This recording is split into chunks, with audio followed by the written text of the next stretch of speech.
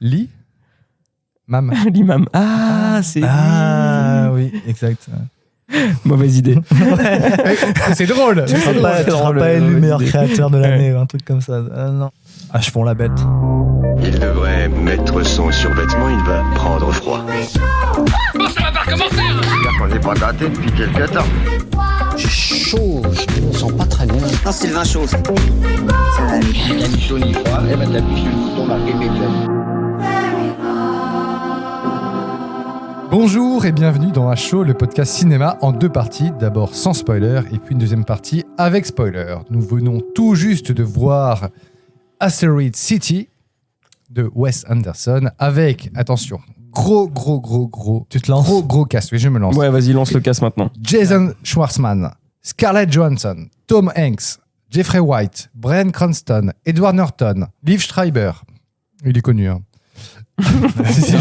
bien sûr qu'il est connu. On vous assure, il est connu. Matt Dillon, ça fait c'est comme dans la Cité de la Peur. Et la princesse, non, le prince Patrice de Moldavie. Je l'ai baisé. J'étais bourré. Oui, ok. Quand il a la cravate autour de la tête. Voilà, c'est ça. Qu'est-ce qu'il est codé, Rick Hunter. Donc j'étais sur Matt Dillon, le vieux Matt Dillon qui revient à la vie. Et pour moi, on a encore aussi Bill Murray n'est pas là, malheureusement. On a aussi Willem Dafoe, Jeff Goldblum, Adrian Brody, tu l'as dit. Steve Carell. Adrian Brody, Steve Carell, tout à fait, que je n'ai pas dit, ça allait venir. Tilda Swinton, tu l'as dit. Tilda Swinton, Autant pour moi. Swinton. Et voilà, donc bonjour à toi Morgane. Salut JB, salut Lionel. Bonjour à toi Lionel. Salut JB, salut Morgane. Voilà. Bon, attaquons direct dans le vif du sujet et Où est-ce que tu veux en venir? commençons par le pitch. Le pitch je sais que de Morgane Asteroid a une City. phrase choc. Ouais. J'espère que tu l'as retenue. Ouais, je l'ai retenu. Eh ben écoute, fais-nous rêver. Mais je commence tout d'abord par le pitch classique. Hein. Je suis allé choper sur Internet, histoire de mettre un petit peu en contexte. Asteroid City se déroulera en 1955 dans une convention réunissant des passionnés d'étoiles dans le désert, des étudiants et des parents qui viendront de tout le pays pour cet événement scolaire, mais aussi pour se reposer et s'amuser. Le film mélangeant comédie, drame, romance, etc. Etc. Trois petits points. Voilà. Mais toi, tu avais une phrase choc. Oui, c'est en gros, le film, c'est un film de Wes Anderson sur une pièce de théâtre fictive d'a priori Wes Anderson, mis en scène dans le film de Wes Anderson, à la manière d'un film de Wes Anderson, pour raconter la pièce de théâtre de Wes Anderson. Voilà. C'est magnifique. Il y a beaucoup de Wes Anderson. Bah oui, parce que c'est un ego trip géant ce film, donc... Oula.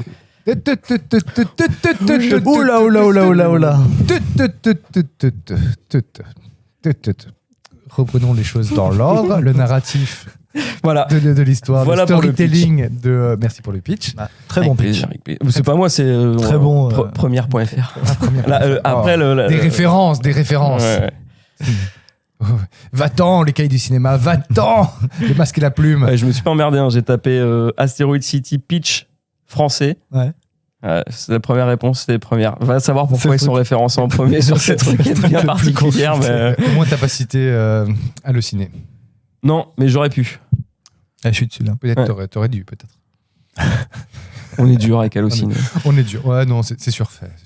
3 sur 5 à la note du film sur Allociné. Merci, très bien. Tu veux la note de première?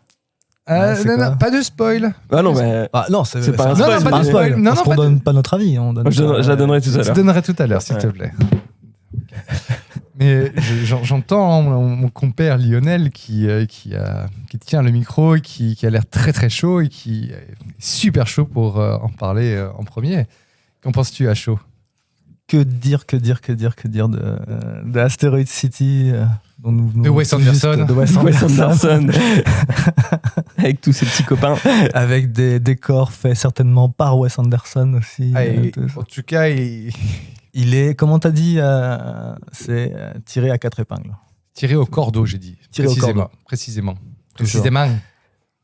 Non, que dire, c'est... Ça dure 1h40. J'ai trouvé le temps long. Donc, voilà. Et non, c'est du Wes Anderson, comme vient de le résumer justement Morgane. C'est vraiment purement... si vous aimez... C'est compliqué. Hein. C'est compliqué parce que Oui, en mais- fait, Wes Anderson, c'est un cinéma que j'apprécie. Le premier que j'ai vu, c'était il y a 20 ans, c'était avec la famille Tenenbaum. Et comment j'ai dit Le de Tannenbaum. Tenenbaum. Avec Jason Schwartzman. Justement, oui. Il est dans, Et Ben il Stiller. est dans Rushmore aussi. Mm. Il a commencé avec Rushmore. Et non, tout de suite, il y a son cinéma qui se démarque et vraiment, on est tout de suite attiré, on tombe sous le charme de toute sa mise en scène et tous ses décors. Et c'est quelque chose qui va installer de plus en plus dans toute sa filmographie par la suite avec un superbe film que toi aussi, je crois que tu aimes beaucoup, JB, qui est Moonrise Kingdom. Moonrise Kingdom, pour moi, est mon Wes Anderson préféré. Ouais. Et après, il y a encore Grand Budapest Hotel et tout ça. Mais avant-dernier. Avant, il y a eu The French Dispatch. Juste avant, ouais. Pardon, qui est en 2021. Exact. Donc, Qu'il avait L'île fait aux juste chiens, avant qu'il avait le fait aussi. Ça, je me souviens, on Ça, l'a c'était vu ensemble, 2018. ça Non, moi, je l'ai pas vu avec toi. Ah, ok, oui, je sais même pas me si souviens avec qui je l'ai vu. Et voilà, c'était long. Mais non, Fantastic Mr. Fox, que j'aimais bien. Par contre, ça, j'aime bien. Ah, j'avais beaucoup aimé, moi. Ouais, vraiment très sympa. Et La vie aquatique de la fausse vie du commandant Cousteau. Exact, avec Bill Murray, justement. Bill Murray, là, magnifique. En gros.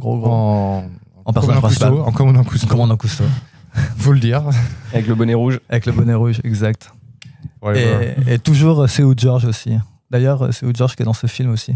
Le oui, guitariste tout à fait. dans La vie aquatique, qui joue un cow-boy. Oui, tout à fait. D'ailleurs, t'arrêtais pas de me taper du coude en disant tiens, regarde, je fais ci. Mais Je faisais le même de DiCaprio dans. Moi, c'était plus celui avec le monocle, tu sais, quand il fait comme ça. Ah, ça, c'est Dr. Deville dans les Austin Power. Non, pas du tout. dans Inglourious Basterds. Non, dans Django Unchained. Ah, Django Unchained, ouais, putain. C'est qu'il fait. C'est vrai. Ah, oui, mais c'est parce que j'ai fait le doigt là, Docteur d'Enfer, mais Exact. Ok. merde. Revenons-en au film. Oui, donc alors. Donc, après avoir énuméré sa filmographie, Oui, justement. mais justement, toi, quel est ton ressenti? Ça m'intéresse vraiment. Avant d'attaquer plus loin c'est un peu contre-productif pour une critique à chaud. Je suis d'accord, et désolé, cher auditeur, mais pour moi, c'est important que tu me parles de ton bagage et ton affect par rapport à Wes. Voilà, justement, un petit peu par rapport à tout ce qu'on vient de dire. J'ai un attachement pour le cinéma de Wes Anderson.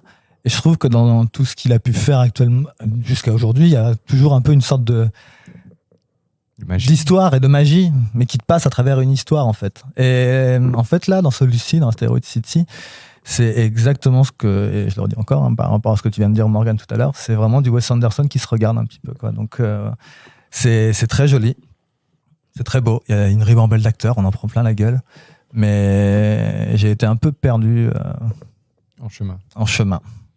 Donc, C'est le long chemin. Chemin de croix. C'était un peu une traversée du désert. Une traversée d'1h40. Du désert.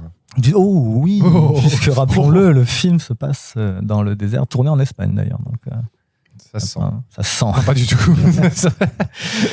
Donc voilà, c'est un peu trop à chaud pour le moment encore. Mais il faut que je. D'accord, Cogite mais un peu. moi je cherche à aller plus loin. Qu'est-ce que tu as vu French Dispatch? Exact. Et t'en as On l'avait pensé pas vu quoi? ensemble. Non. Au final, quand même, que j'arrivais plus ou moins à cerner ce que voulait me faire comprendre le film ou un petit peu le message qu'il pouvait y avoir et ce genre de choses. Et du coup, il y avait là l'attachement marchait quoi, avec toute cette mise en scène de taré qu'il met en place. Sachant que French Dispatch, il y avait plusieurs histoires séparées. En plus, c'était une sorte de. Il y avait peut-être un fil conducteur, je me souviens plus trop. J'ai plus trop de souvenirs malheureusement de French le Dispatch. thème révolutionnaire un petit peu comme ça quoi. C'est ce côté de cette cette poésie sur mai 68. Ouais, exact, avec Timothée Chalamet. Et c'est une partie un des segments. C'est un des segments, exactement.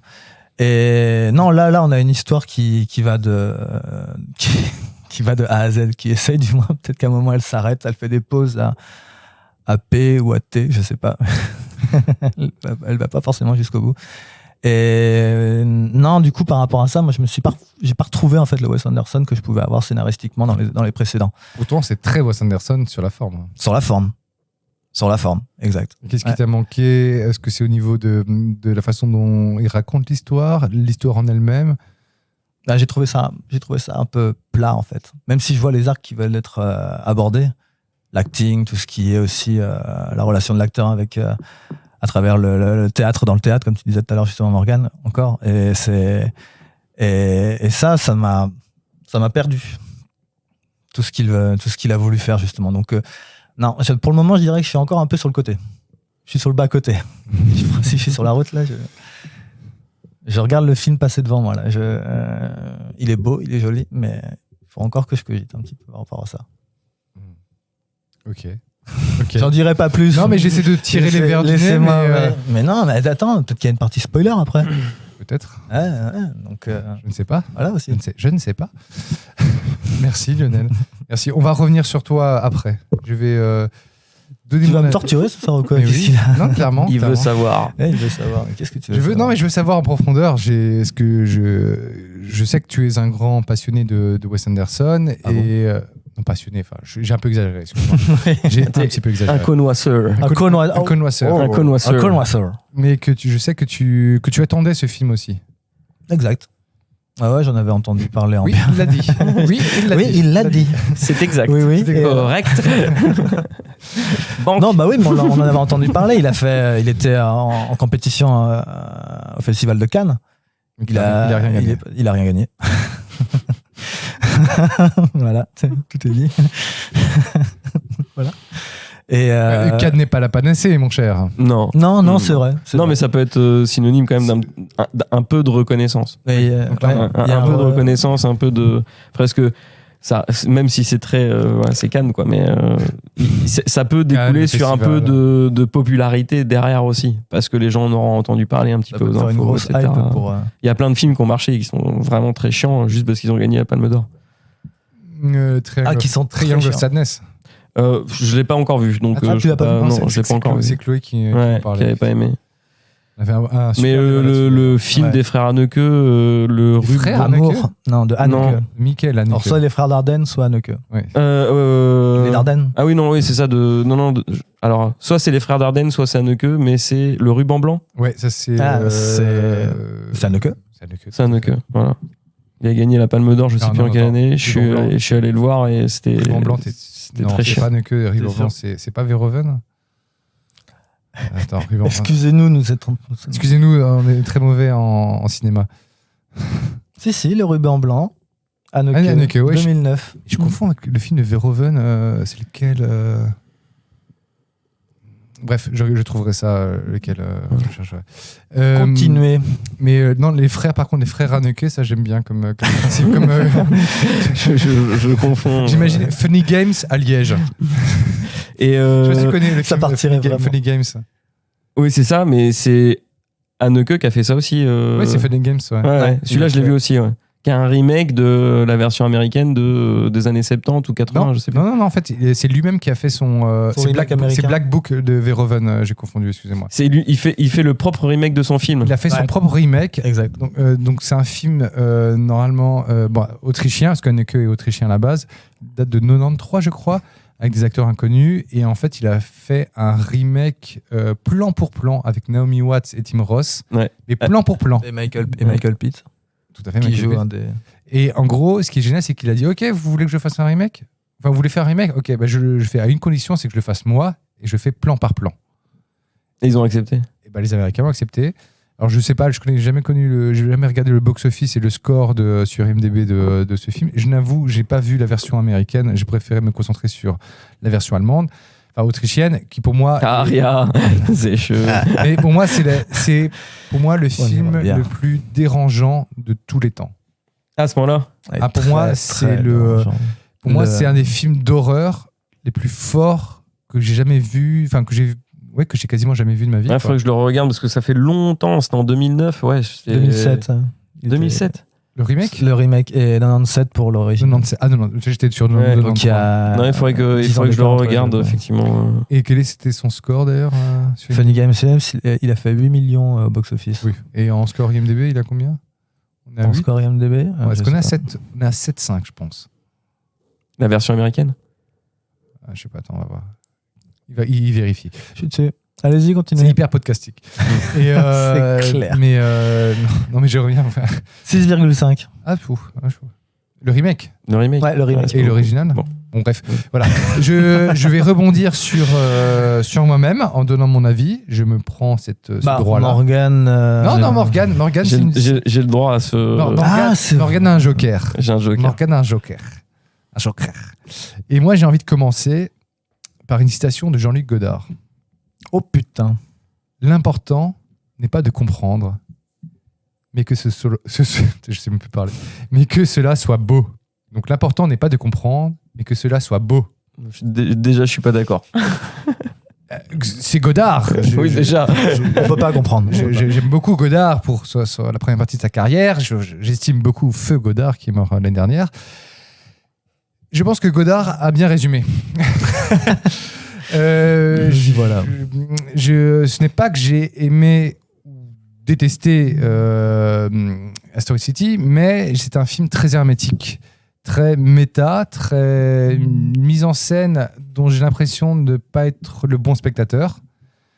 Une mise en scène qui est sublime, je redis ce que j'ai dit avant et que tu me citais avant, tiré au cordeau. Un jeu sur les caméras, il y a même parfois, c'est là où j'arrive justement à la fin de mon j'aime un peu moins, c'est que c'est cliché. J'avais pas du tout aimé French Dispatch, putain, deux fois que j'arrive pas à le dire. French Dispatch, j'avais vraiment détesté, ça m'avait saoulé, il était super long, il durait 2 heures, je crois, bien tassé. Il y avait aucune cohérence. Et moi, je trouve que le pinacle de Wes Anderson est dans The Grand Budapest Hotel, où il y a tout ce cliché de Wes Anderson, c'est-à-dire que tu as toujours ces personnages qui vont commenter ce qui se passe, qui vont dire, comme au début, tout début du film, oui, donc il était 5 heures l'après-midi, on entendait au loin un train qui roulait à 25 km/h précisément. Et tout ça, c'est intéressant, c'est rigolo, mais sur un film, là, c'est un système qui commence à être lourdingue. Il est un peu moins lourdingue que French Dispatch, parce que Dispatch était vraiment là poussé. Tu avais tout le côté carton-pâte, faux, fake, qui était un peu rigolo dans Grand Budapest Hotel. Et en même temps, moi, le Wes Anderson, je l'adore, c'est la vie aquatique, qui est aussi avec un rythme très particulier. Rushmore, j'ai beaucoup adoré. Donc un de ses premiers films avec Jason Schwartzman, La famille Tenenbaum, qui est vraiment intéressant, et j'avais adoré. Vraiment intéressant. Non, que j'ai beaucoup aimé, enfin qui était super, voilà, c'était super. Et avec Gene Hackman, je crois, qui joue le père. Très très bon là-dedans. Il m'avait perdu sur Darjeeling Limited, où c'était un peu trop classique. Oui, avec Adrien Brody d'ailleurs. Ouais, Adrien Brody et Owen Wilson. Toujours Owen Wilson. D'ailleurs, qui n'est pas dedans. Non, qui n'est pas dedans. Et j'avais, par contre, moi, son chef-d'œuvre pour moi, c'est Moonrise Kingdom. Parce qu'il y a justement des petites touches à la Wes Anderson où il décrit les choses, où en fait ce sont des commentaires. En fait, en gros, Wes Anderson est le réalisateur qui filme les didascalies. Donc c'est en théâtre, c'est les annotations de mise en scène que l'auteur de la pièce de théâtre écrit dans le texte de théâtre. Et donc lui, il va raconter en fait tout le off, entre guillemets, le côté création de la mise en scène du réalisateur, mais du côté méta qui sait qu'il est dans le film et qui raconte un film.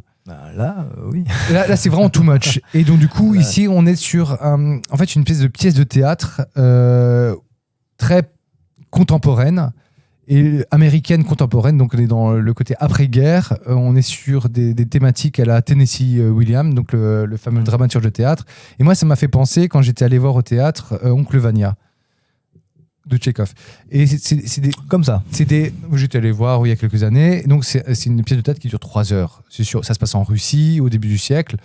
C'est magnifique, mais c'est impénétrable. Et en même temps, c'est quelque chose tu comprends pas en fait.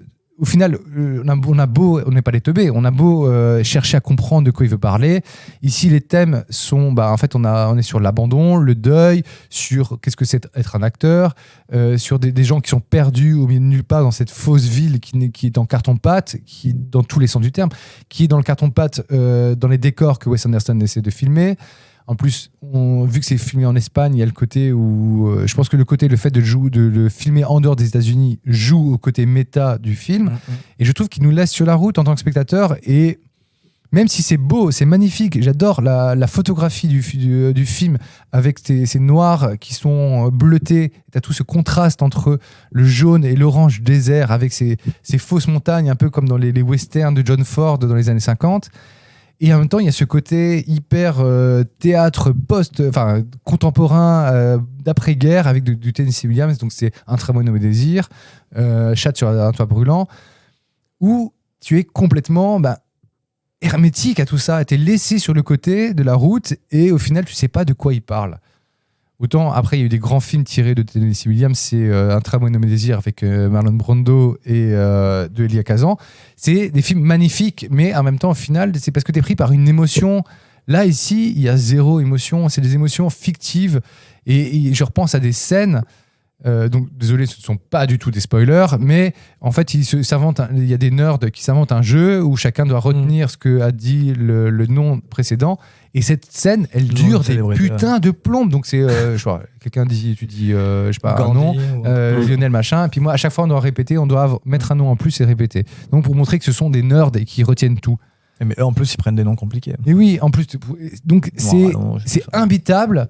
Et cette côté de mise en scène, finalement, elle nous laisse complètement, mais pas spectateurs, mais complètement, mais on se dit, mais qu'est-ce que je suis en train de regarder ?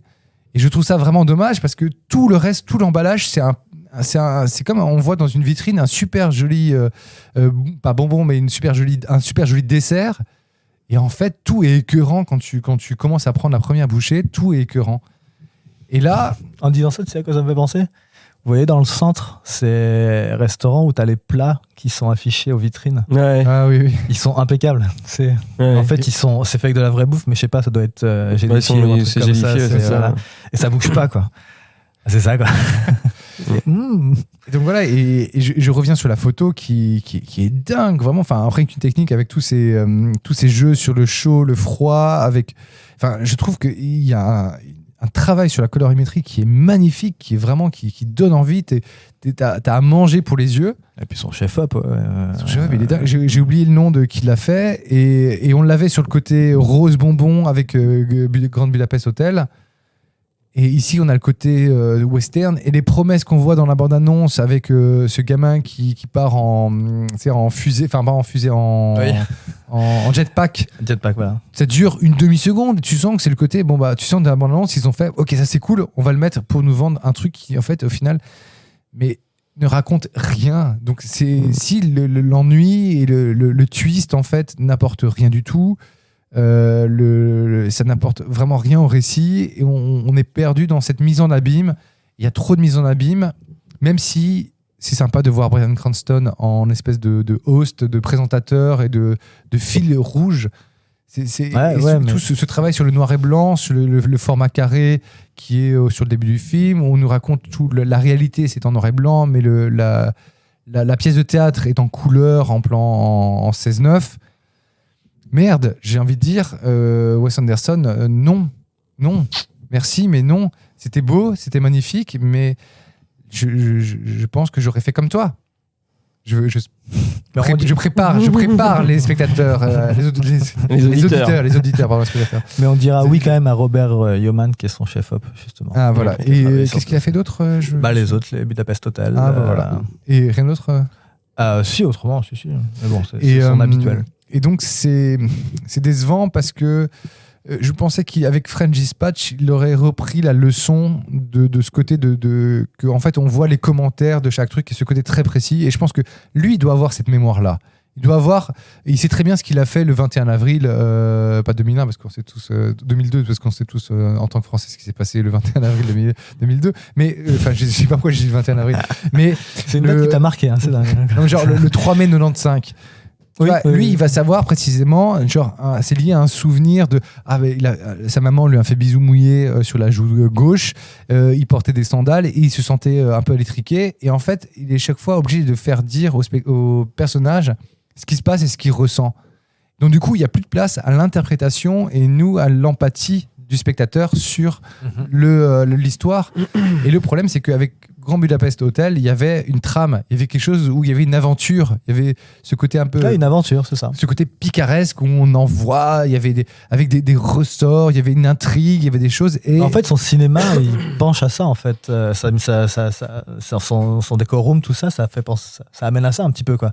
sorte d'aventure extraordinaire ou quelque chose qui va se passer. Quoi. Là, la seule aventure extraordinaire, c'est l'ennui. Et, enfin, non, c'est l'aventure extraordinaire. La seule aventure extraordinaire, c'est de voir Wes Anderson filmer un endroit Ouais, bon, là, qui est magnifique. Et il y a juste son tic de mise en scène qui, à force de bouger sa caméra à droite à gauche, de faire ses panneaux. C'est travelling, ça commence c'est à un être peu lourd, beaucoup. quoi. Et puis c'est travelling où on avance, après un récit, hop. Mais le jeu de la mise en scène est beau, mais au final, c'en est trop. Voilà. Donc je me suis permis de parler avant, T'as bien fait. avant toi, Morgane, pour remettre quand même un contrepoint, pour remettre des choses. Je cite des grands noms. Que je vais démolir en 2-2. Voilà. Et donc, Parce que voilà, mon avis, c'était vraiment merdique. Voilà. Non, franchement, Laissez-moi sans passer. déconner, non. Je peux comprendre une partie du côté artistique et tout émotionnel, mais t'as pas cité une seule fois un mot qui est pour moi capital quand tu vas au cinéma, c'est le divertissement, quoi.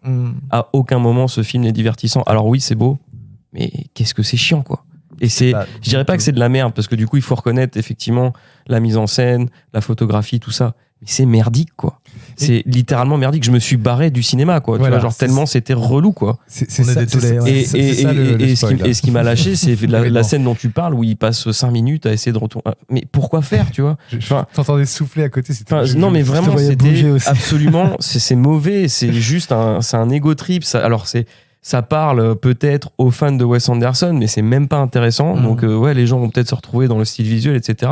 Mais à aucun moment, c'est mis au service de ce que doit être un film, quoi. Tu vois, c'est du divertissement, que peu importe la qualité, ça doit être divertissant, tu vois. C'est du pur maniérisme, en fait. Mais non, mais c'est du pur maniérisme. C'est du maniérisme. Mais il n'y a pas de divertissement. Mais justement, non, là, pour moi, c'est du foutage de gueule, quoi. Tu vois, genre ce genre de film, c'est du foutage de gueule parce que ça va parler qu'à un type de personnes vraiment, tu vois, genre qui kiffe un peu son cinéma. Ça fait très élitiste en fait comme film, parce que tu sens que c'est le film qui s'adresse uniquement aux fanatiques de Wes Anderson. T'es là, tu fais ouais, mais bon, attends, c'est quoi le projet? Déjà, c'est quoi le projet avec ton film? Qu'est-ce que tu veux raconter? Parce que le film ne raconte rien. C'est qu'une succession de scènes aussi inintéressantes les unes que les autres. Sujets justement qui sont pas forcément. Et honnêtement, j'ai trouvé ça mal joué. C'est mal dirigé. Je suis désolé, mais c'est hyper mal joué. Je trouve que c'est un parti pris. Après, je trouve que Scarlett Johansson est très bobonne dedans. Il a réussi à rendre bobonne Scarlett Johansson. Non, c'est vraiment. Il faut pas y aller, quoi. Alors, faut vraiment pas cautionner ce genre de cinéma pour moi, parce que c'est inintéressant au possible. C'est vraiment inintéressant. Le film, pour moi, ne peut même pas être par sa photographie, par sa beauté, sa réalisation, parce que à aucun moment ce n'est mis au service de quelque chose dans ce film. Il y a des belles choses quand même. Quand tu vois les deux, quand tu vois Jason Schwartzman qui est de côté d'une roulotte, enfin avec Tom Hanks de l'autre côté. Non, et de l'autre côté il y a Scarlett Johansson. Tu vois ce cadre qui est rempli, les effets, tu vois, genre les effets de mise en scène, on est d'accord. Les effets de mise en scène, de symétrie, tu vois, genre tout est centré. Le fait de mettre la photo de la bombe atomique à côté de la photo de Scarlett Johansson, tu vois, genre oui, ok, c'est bon, on a compris, quoi, tu vois, genre le mec il s'amuse en fait, tu vois, mais il fait ton propre film, mais t'es pas obligé du coup. Alors après, on peut décider de ne pas aller le voir, mais tu vois, genre par pur intérêt, juste s'intéresser au cinéma, moi j'avais envie de voir ce film, tu vois, je me suis dit ouais, peut-être que ça va être cool, parce que je sais reconnaître la patte Wes Anderson et que tu l'as déjà vu. Ouais, voilà. Il a fait des films quand même qui sont plutôt sympas. Qu'est-ce que t'avais aimé de Wes Anderson? Moi j'ai bien aimé La Vie aquatique et La Famille Tenenbaum aussi. Après, j'ai pas vu The French Dispatch et j'ai pas vu Grand Budapest Hotel. Les derniers. Grand Budapest, ça je te conseille vraiment. Mais voilà, pour moi c'est non, quoi. Tu vois, genre pour que j'en vienne à partir, c'est que vraiment c'est mauvais. Et c'est la première fois que je te voyais partir. Je me considère comme étant bon public. Ou du moins tu restes jusqu'au fond, jusqu'à la fin. Voilà, même Astérix qui était mauvais, je suis resté. Oui, c'est vrai. Tu vois. John Wick 4, 3h30. Et bon, après, on peut pas comparer ce film-là avec un Astérix ou avec un Spider-Man et tout ce que tu veux. C'est incomparable. Mais le problème, c'est que, encore une fois, c'est pas divertissant. C'est-à-dire que. Ouais, mais là, je suis là, par rapport à ton attente. Je m'inscris en faux. Mais non, tu peux pas me dire que les gens se sont amusés ou ont été divertis par ce film. Mais le cinéma n'est pas du divertissement. Mais si, quelque part. Non, mais ça. Quand j'entends. Alors, il faut redéfinir la notion de divertissement, mais c'est pas le divertissement dans son ensemble, c'est juste passer un bon moment.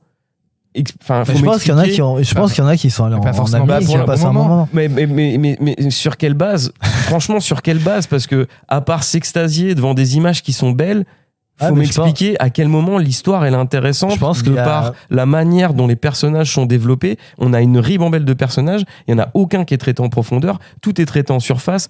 Il y a des trucs qui sont.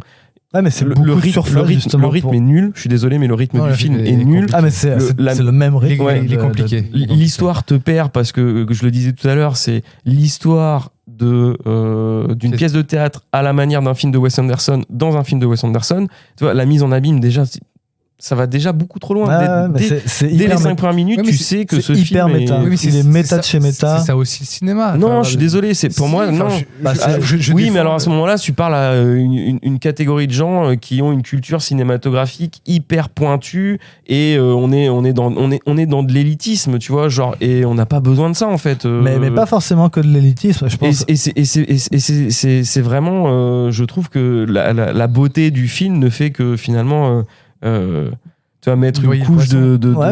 de belle peinture sur un film qui est mauvais en fait, tu vois. Mais je pense que justement Vraiment, des parce gens que- mettent ça de côté en fait, tu vois, l'histoire, le scénario, et qu'ils y vont vraiment Ouais, mais non, pour, mais- comme un bonbon, tu vois. Ouais, Un- va joli-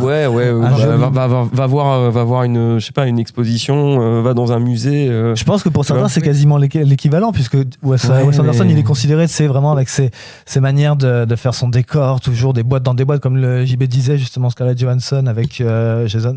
Ouais, Je mais, vois ce qu'ils non, sont. mais là, Tu vois, on va trop loin dans des boîtes dans les, qui sont dans les enfermées, délires de tout ça. mise en scène et de mise en abîme. Ouais, mais ça encore, et de c'est de la réflexion, mais je pense que c'est les En gens. fait, on va trop loin. Il y a tellement de films beaucoup mieux et qui mettent en place justement toute cette signification, tout ce mysticisme qui peut se créer, et toute cette méta. Il y a des films qui font ça très bien. Et ok, il y en a dans le film ici, mais à aucun moment c'est au service de quelque chose qui se veut être intéressant. Ouais, mais Je c'est- dirais pas divertissant. Non, mais c'est intéressant. là où on en revient Ouais, mais justement là, à. Mais justement, voilà, c'est Ce dont on parlait tout à l'heure, c'est un peu de Y a Wes Anderson rien qui se dans- regarde en fait. Voilà, Du coup, c'est ça ça. tourne en rond en fait. C'est du Wes Anderson porn. Ouais, porn, voilà. Vraiment, c'est du Wes Anderson porn. Mais en même Qui temps, se tourne. oui, mais du coup, tu vois, genre, il est destiné à qui ce film? Il est destiné à. aux fans de Wes Anderson. aux fans, Mais c'est ça clair. n'a aucun intérêt alors. Pourquoi tu fais venir un casting aussi impressionnant? Enfin, Parce je veux que dire, c'est vraiment ce film, mais c'est c'est de la la- branlette. c'est Je suis la- désolé les gars, mais ce film, c'est de la grosse branlette intellectuelle. Hein. je sais pas, non, on dirait- je dirais pas intellectuel. je dirais pas ça. Ah bah Non, si, les parce que- gars, mais, attendez. non, mais dans le porn visuel, tu vois, par exemple, par rapport à l'image, Mais je non, pense. mais même ça, je suis même- sûr qu'il y en a qui prennent Même l'empire. ça, moi, le côté tu vois, genre cette espèce de zone entre le décor carton-pâte Ouais. et la réalité. Ouais. Déjà, je trouve ça dérangeant en fait. De base, je trouve ça dérangeant. Parce ça que c'est dans une pièce de déstabilise, ouais. théâtre en fait. Oui, C'est mais juste- non, mais alors à ce que- moment-là, filme une pièce de théâtre, tu vois, genre vraiment pousse le délire essaie Ouais, mais- de mettre ça en scène Non, parce comme que si c'était dans un C'est théâtre. là où tu il vois. est méta, il commence comme ça. Ouais, en mais non, faisant- mais et après. Ouais. Mais je suis d'accord, ça va trop loin. Mais Je suis d'accord, les ça gars, va trop loin. méta Non, mais- et tout machin. Les gens, la plupart des gens, même qui nous écoutent, ils sont pas forcément dans des délires comme ça, je pense, tu vois. Genre ça, c'est vraiment un truc de, tu vois, les discours méta ou en tout cas les références méta qu'un réalisateur peut faire dans son propre film sans que derrière il y ait quelque chose d'intéressant à raconter. Enfin, tu vois, Je pense qu'il y en a que ça dérange pas. Je suis pas forcément d'accord parce que ouais, peut-être qu'il y en a que ça dérange pas. Tu vois, en mais fait, franchement, juste le putain, fait de mon voir Dieu, un grand acteur, parce que chiant, vu quoi. que c'est une ribambelle Non. d'acteurs aussi, Moi, c'est je le peux trip de voir. À un moment, je peux pas cautionner ce genre de film qui est pour moi vraiment inintéressant alors que le casting il est hyper alléchant. Enfin, Ouais, mais c'est ça. qu'est-ce que les gens sont venus foutre Exactement. là-dedans? Enfin, la Parce scène que- avec parce que- Adrien parce que Brody Wes en Anderson, off, tu vois, genre Ouais, ouais, qui joue le le- metteur en scène en off, Le grand qui metteur en ouvre scène. qui ouvre une toile pour aller faire Seal qui tape Non, dans ça, un ça, peu c'était ballon à mauvais. côté, Ça, ouais. c'était mauvais. et que à côté il y a Comme Adrien le Brody, punching ball mais pourquoi en Mais fait, parce que tu vois? c'est de Genre, l'absurde. C'est de la ouais. C'est- Ouais. on, est, mais- on est sur une pièce de théâtre, c'est de l'absurde en fait. C'est comme du Non, mais Ionesco. Comme toi, je me suis posé la question. Non, mais- effectivement. Qu'est-ce que Mais vient tout, faire tout cette ça est blague-là voulu. C'est ça le problème, c'est qu'en fait, Mais- chaque élément est voulu. Mais en même temps, je me suis en faux. Le cinéma n'est pas forcément là que pour divertir. Il est là pour raconter une partie de la réalité, pour raconter un point mais- de vue d'un réalisateur sur ce que lui pense de la réalité. Je suis tout à fait d'accord avec ça. J'ai aucun problème avec ça. Je dis juste que ce film-là ne raconte rien. Oui, par C'est-à-dire contre, que il y a- si, il raconte des choses, mais il raconte des choses qui sont noyées Ouais, mais dans c'est un des- maniérisme, dans quelque chose qui est pas accessible et qui est trop Wes Anderson porn en fait. Non, mais c'est comme c'est Oui, pas c'est ouais, vrai, mais c'est en du coup, surface. Non, C'est- et on est d'accord que c'est en surface. Et en fait, on est toujours dans le commentaire, dans le côté de la voix off qui dit voilà, il va penser ça, et le mec à l'écran va dire je pense ça. Donc on l'a déjà entendu, Ouais, c'est des mais redondances. tu vois, en fait, c'est un moment, c'est juste gavant, quoi. Tu vois, genre, t'es juste là devant le film et t'es là, tu fais, mais attends, mais on est pris pour des pigeons, moi, je trouve, devant ce genre de film. Ah, j'irai Toi, pas t'es- jusque-là. Bah, parce que- si, je suis désolé, franchement, Non, tu vois, genre, c'est comme tu dis, c'est trop méta, en fait. C'est beaucoup trop méta comme film pour être intéressant. Oui, Tu mais- vois, genre, c'est à réserver aux initiés de Wes Anderson, et encore, parce que franchement, Non, même les fans de Wes Anderson, ils vont pas beaucoup s'amuser. Et il y en a beaucoup. Pour le coup, je suis allé voir un petit peu les critiques en sortant du film sur IMDb, les notes et tout.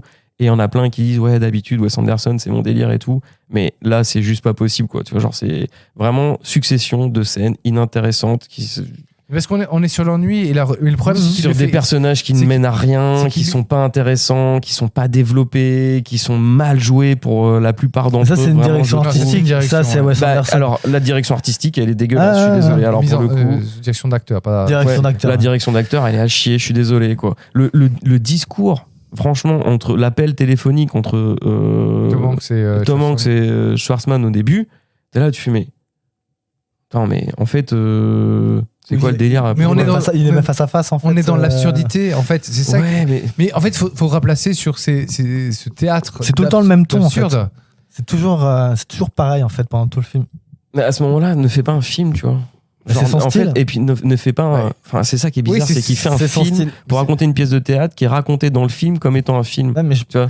Je pense que Wes Anderson, il rentre dans son propre piège, en fait. Il s'est enfermé Oui, en ça fait, oui, dans son ça oui. cinéma, et du coup, moi, ça me. Ouais, indéfendable ce genre de film pour moi. Vraiment, Non, les mais- gars, je suis désolé. Ah, mais c'est pas pour le défendre. c'est pas- J'entends, non, c'est- j'entends les arguments, mais même ça, je trouve que c'est pas, ça permet même pas pour moi Mais c'est d'atténuer même pas forcément des arguments pour le défendre, c'est juste pour essayer de comprendre. C'est Voilà. le délire en fait qu'il y a eu. Moi, quand tu disais tout à l'heure, en fait, ça fait cliché. Mais cliché de quoi en fait? Cliché de quelque chose normalement. Bah, et là, cliché c'est de lui-même, Et ou- voilà, c'est Ouais, cliché voilà, d'un c'est cliché cliché quoi. En du- fait, c'est Bah, et voilà, c'est là que tu je te trouve rends que- compte du truc, cliché de son propre cliché quoi. Tu te dis, Mais waouh. en même temps, oui, mais je pense que c'est plutôt il faudrait le voir comme une réflexion sur lui-même, sur son propre cinéma. Non, mais là, tu vas trop loin. Là, on va trop loin, les gars. Ouais, La mais, réflexion sur lui-même dans son propre cinéma. Oui, mais non, Revenons mais à la non, base. du coup- Ton avis, là- Morgane. Non, mais en Non, mais fait, je suis désolé, je dis un gros mot, mais je le dis. Moi, je pense qu'effectivement, en plus en y repensant, c'est la mise en scène de l'écrivain de la pièce de théâtre, enfin de l'auteur de la pièce de théâtre, qui du coup, à un moment, ça t'étais déjà parti, en fait, n'arrive plus à écrire la fin, donc c'est la fin de l'acte 2. Toi, t'es parti avant Ouais, je parle la fin de l'acte milieu 2. de l'acte 2, un truc comme Ouais. ça. Nous, dans l'acte 2, et c'est terminé très, très peu de temps après que tu sois parti. Ça aurait été marrant qu'on le fasse à 6 ou 7 en Ouais. fait, ce film, parce qu'il y aurait plein de gens qui seraient partis à différentes heures Ouais, pour carrément. faire le podcast. ça aurait Et là, été il y a l'acte 3. également- Et l'acte 3, c'est donc tous les acteurs qui sont. Donc, c'est en noir et blanc, donc on est dans la réalité, qui sont installés. Et là, tu as l'auteur qui dit je sais pas comment terminer le film. Terminer la pièce de théâtre, pardon. Erreur. Et donc, en fait, il y a tout un jeu. Et c'est quoi la phrase qu'il dit? C'est ne peut pas se réveiller celui qui ne dort pas. Ouais, Oui, mais voilà, mais je trouve que c'est. Tu vois, exact. Kent Wake. ouais, et ça, je trouve ça vraiment intéressant. Et c'est là où, effectivement, c'est peut-être du too much, tu vois. Et je vais reciter Godard. Godard disait on ne fait pas des films sur les trains qui arrivent à l'heure. Ouh. Wow, point for you. Et en même temps, Godard, Ouais, parce mais que non, mais oui, non, mais- même ça, c'est pas un argument. Je suis désolé, JB, mais. Et c'est Godard, et s'il te plaît, si c'est Godard, tu le et fais je avec son cherche air. pas à défendre le film parce que je trouve qu'il a énormément de problèmes, mais en même temps, je pense que c'est une réflexion sur son propre cinéma. Il arrive, je pense, à un moment de sa carrière où effectivement il y a une espèce d'attente de Wes Anderson porn. Il l'a compris. Tu vois, tous les conneries qu'on voit sur Internet ou qu'on fait maintenant avec Midjourney sur genre le Seigneur des Anneaux si c'était filmé par Wes Anderson. Si vous avez Il y en a vu, eu, j'ai vu, il y a j'ai eu vu. Star Wars. Star Wars, c'était voilà. Et donc du coup, je pense qu'il est conscient de cette accroche pop culture qu'il a, et il en joue à mort. Sauf que le problème, au mieux d'apporter à l'os, de le faire ronger, en fait, l'os que tu prends, que tu veux ronger, en fait, il est pointu. Et tu t'écorches Ouais, la gueule. Donc c'est de la merde. Et c'est mais en même Avec temps, des c'est- petits pics dessus là. c'est- tu sais, c'est- en même temps, c'est une vraiment, réflexion sur et qu'est-ce du que c'est la verre pilé. création. Qu'est-ce que c'est la création et Ouais, qu'est-ce mais que c'est non, qu'un mais alors, film. non, mais fais mieux alors, fais mieux, je suis désolé. Non, fais Mais mieux. il- Pour moi, c'est zéro de pointer. sait faire mieux. C'est à partir du moment où, de toute façon, C'est mauvais, Jack. C'est mauvais. à partir du moment où je pars du cinéma, c'est que c'est zéro pour moi. Tu vois, genre, Ah oui, c'est- non, mais pour n'importe quel film, effectivement. Oui, ça, enfin, tu vois, ça genre, fume au bout ça d'une pue. heure. Ça pue, Fait, ouais. à un moment, non, tu peux pas juste te contenter de. Et puis, bah ouais, mais moi, j'ai pas envie envie d'aller chercher la réflexion sur son propre cinéma et tout. Non, moi je vais au cinéma pour voir, je l'espère, un bon film. Et en ce moment, ça court pas les rues, les bons films, tu vois. Donc, Bon, on peut reparler après. On en reparle. Ouais, on pourra en reparler après. Effectivement, c'est pas un mauvais film, mais bon, il y a encore il y a des choses à dire. Mais pour le coup, c'est quand même bien un meilleur film que ce que j'ai vu ce soir, parce que voilà, après je vais pas non plus épiloguer là-dessus. Moi, ce film, il m'a vraiment déplu. C'était, je suis désolé, c'est mauvais. Énervé. Ouais, non, vraiment, ça m'énerve parce que pour moi, tu vois, genre, c'est du cinéma d'élitisme. Inutile, inintéressant, c'est de la branlette intellectuelle, il y a rien à raconter en fait. Ça pourrait, tout ce que je viens de dire pourrait être intéressant s'il y avait vraiment un message derrière, s'il y avait quelque chose à raconter, si au moins les personnages étaient intéressants, si le jeu d'acteur était intéressant. Mais là, il y a rien de tout ça vraiment dans ce film, si ce n'est les quelques trucs méta que tu peux y trouver, et c'est pas mon cinéma en fait. Je comprends tout à fait en fait. Là, en t'écoutant, ça m'a fait penser à une image en fait de ce que pourrait être ce film. En fait, j'ai l'impression que ce serait comme un album de vacances. C'est un truc que t'aimes regarder sans forcément devoir à comprendre ou quoi que ce soit. C'est juste des belles choses. C'est tes photos de vacances où t'es content de les revoir. C'est un truc joli que t'as là. C'est une image d'Épinal de ce que est le cinéma de Wes Anderson.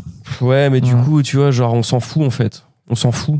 Vraiment, je pense vraiment qu'on s'en fout parce que ce film-là, il va pas rester dans les mémoires. Non. Les peu de gens qui l'ont vu diront peut-être ceux qui ont aimé diront c'était beau, mais bon, c'est vrai que c'était pas très intéressant.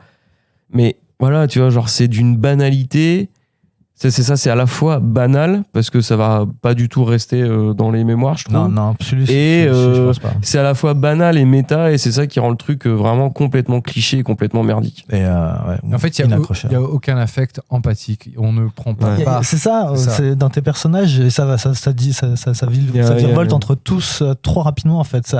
Il y a plein d'acteurs que t'aimes bien, sans doute, dans le film, qu'on aime tous bien. Ils sont tous géniaux. Enfin, je veux dire, de base, tous ceux qui sont là. Franchement. Et honnêtement, il y a des gens, je pense réellement que. Steve Carell. Steve Carell est le seul qui arrive à trouver son épingle du jeu dans le film. Parce qu'il a. Tiré, je dis. Tirer son épingle du jeu.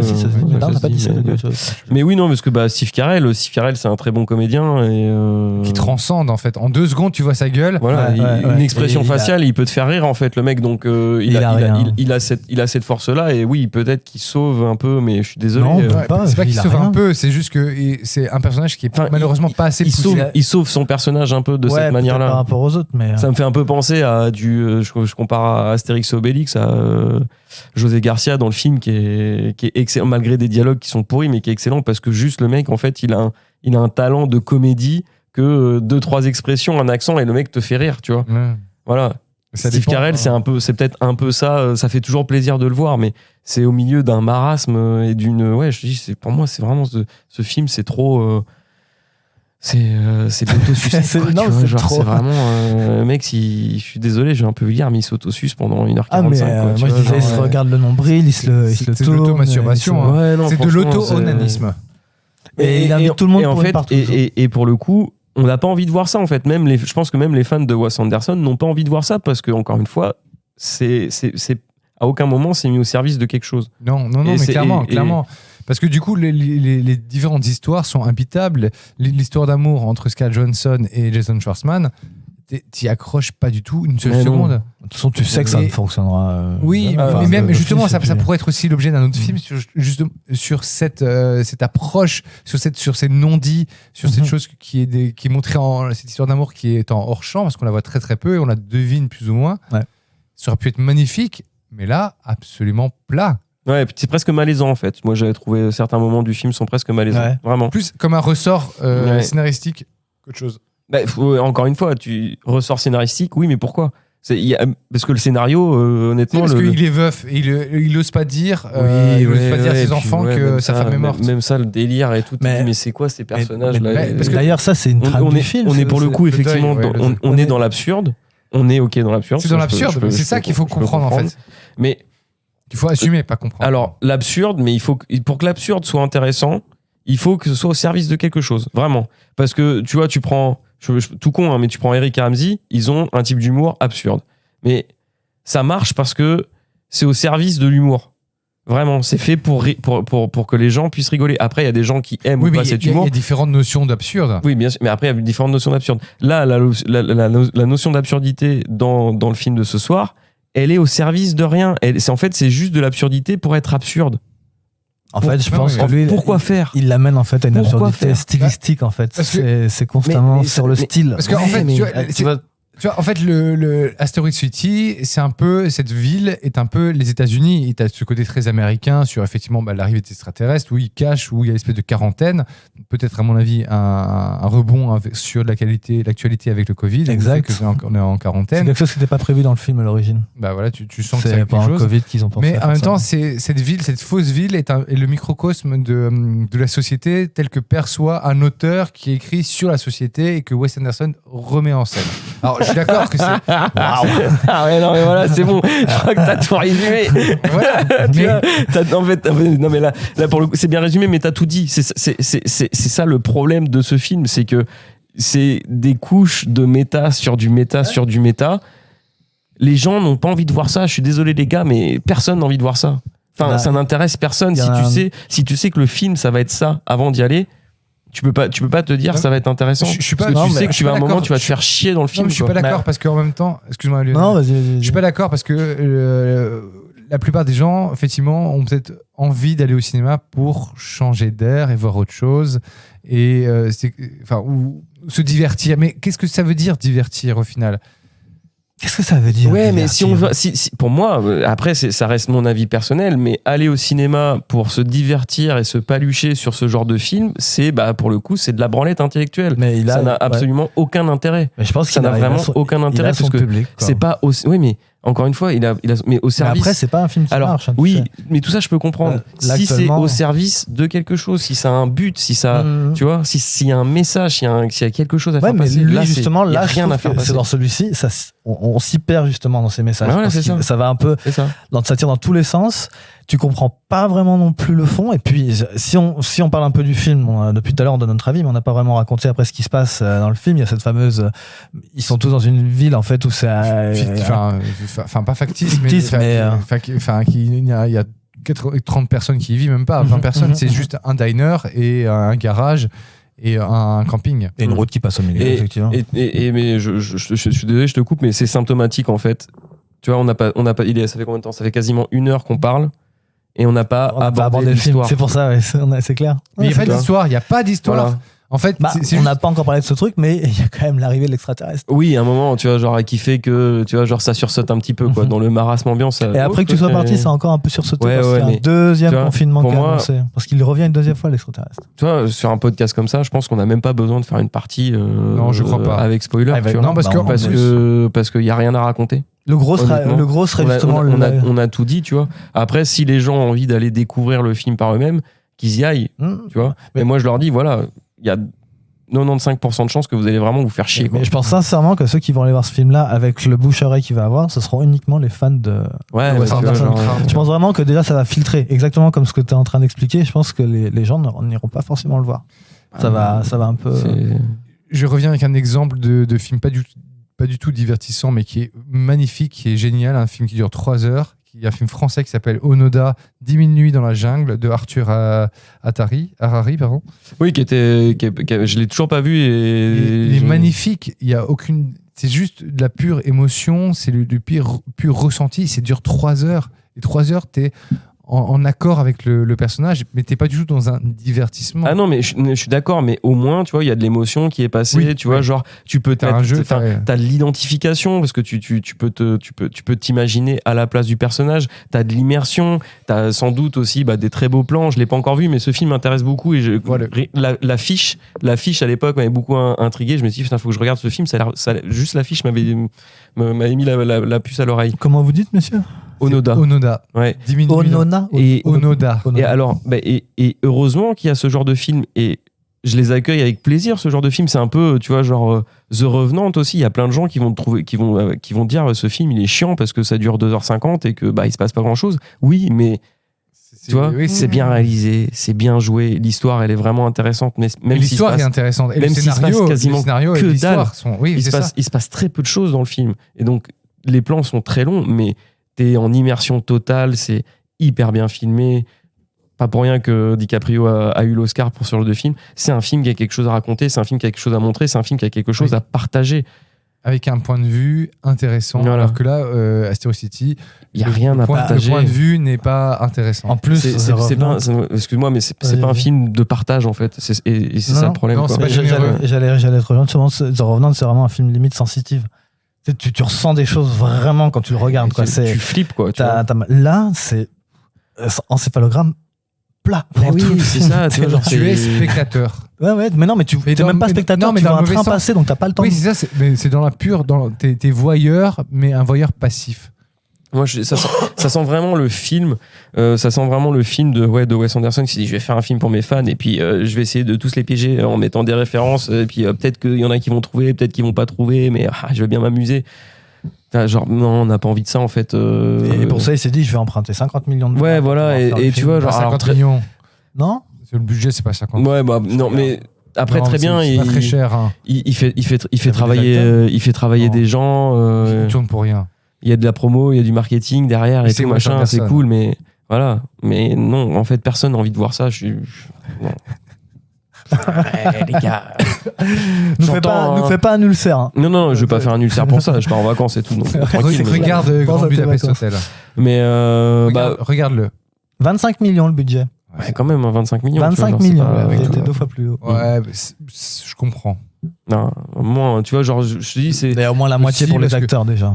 Bah, ouf. Non, il tourne vraiment. Non, je pense que pour Wes Anderson, il a le gold ticket et donc, du coup, il fait venir les gens pour pas cher. Un dollar sympathique. Non, mais les gens, c'est tellement prestigieux de venir tourner chez Wes Anderson, sachant qu'en plus, il a toute sa clique habituelle. Brody.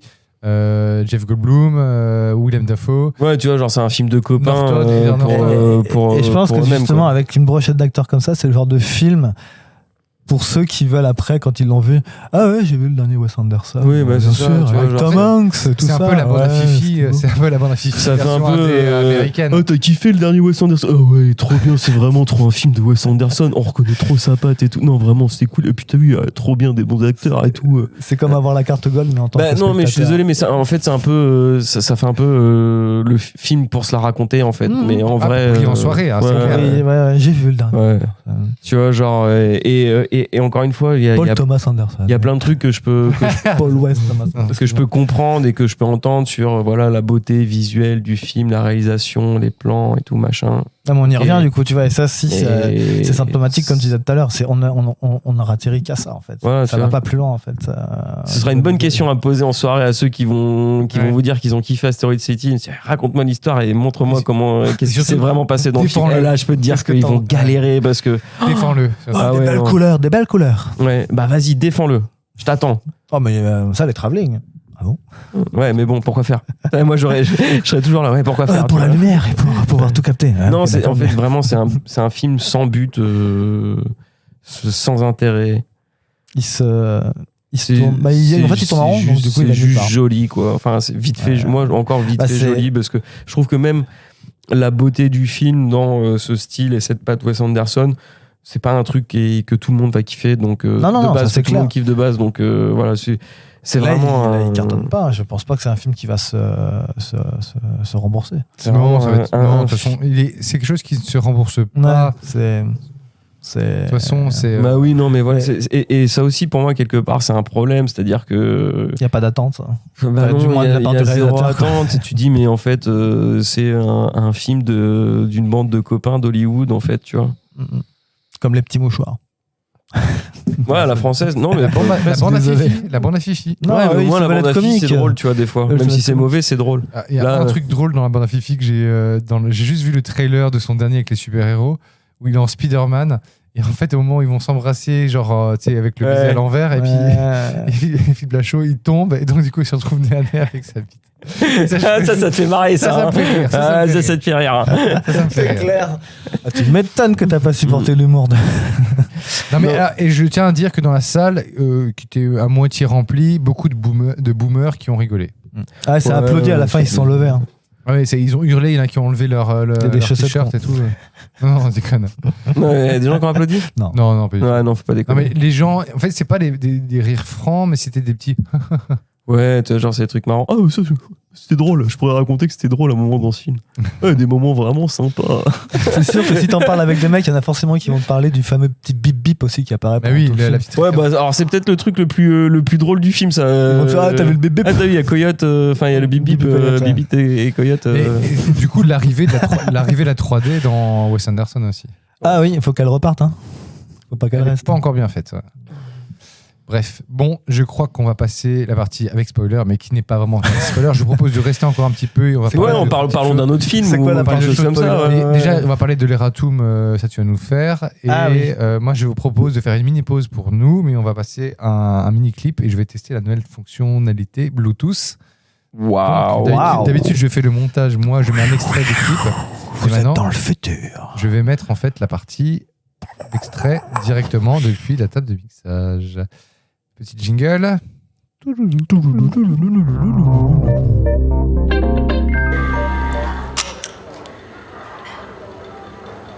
took a picture of me. Uh-huh. Why? I'm a photographer. You didn't ask permission. I never ask permission. Why not? Because I work in trenches, battlefields, and combat zones. Really? Uh-huh. You mean you're a war photographer? Mostly. Sometimes I cover sporting events. My name is Augie Steenbeck. Mm-hmm. What are you going to do with it? That picture?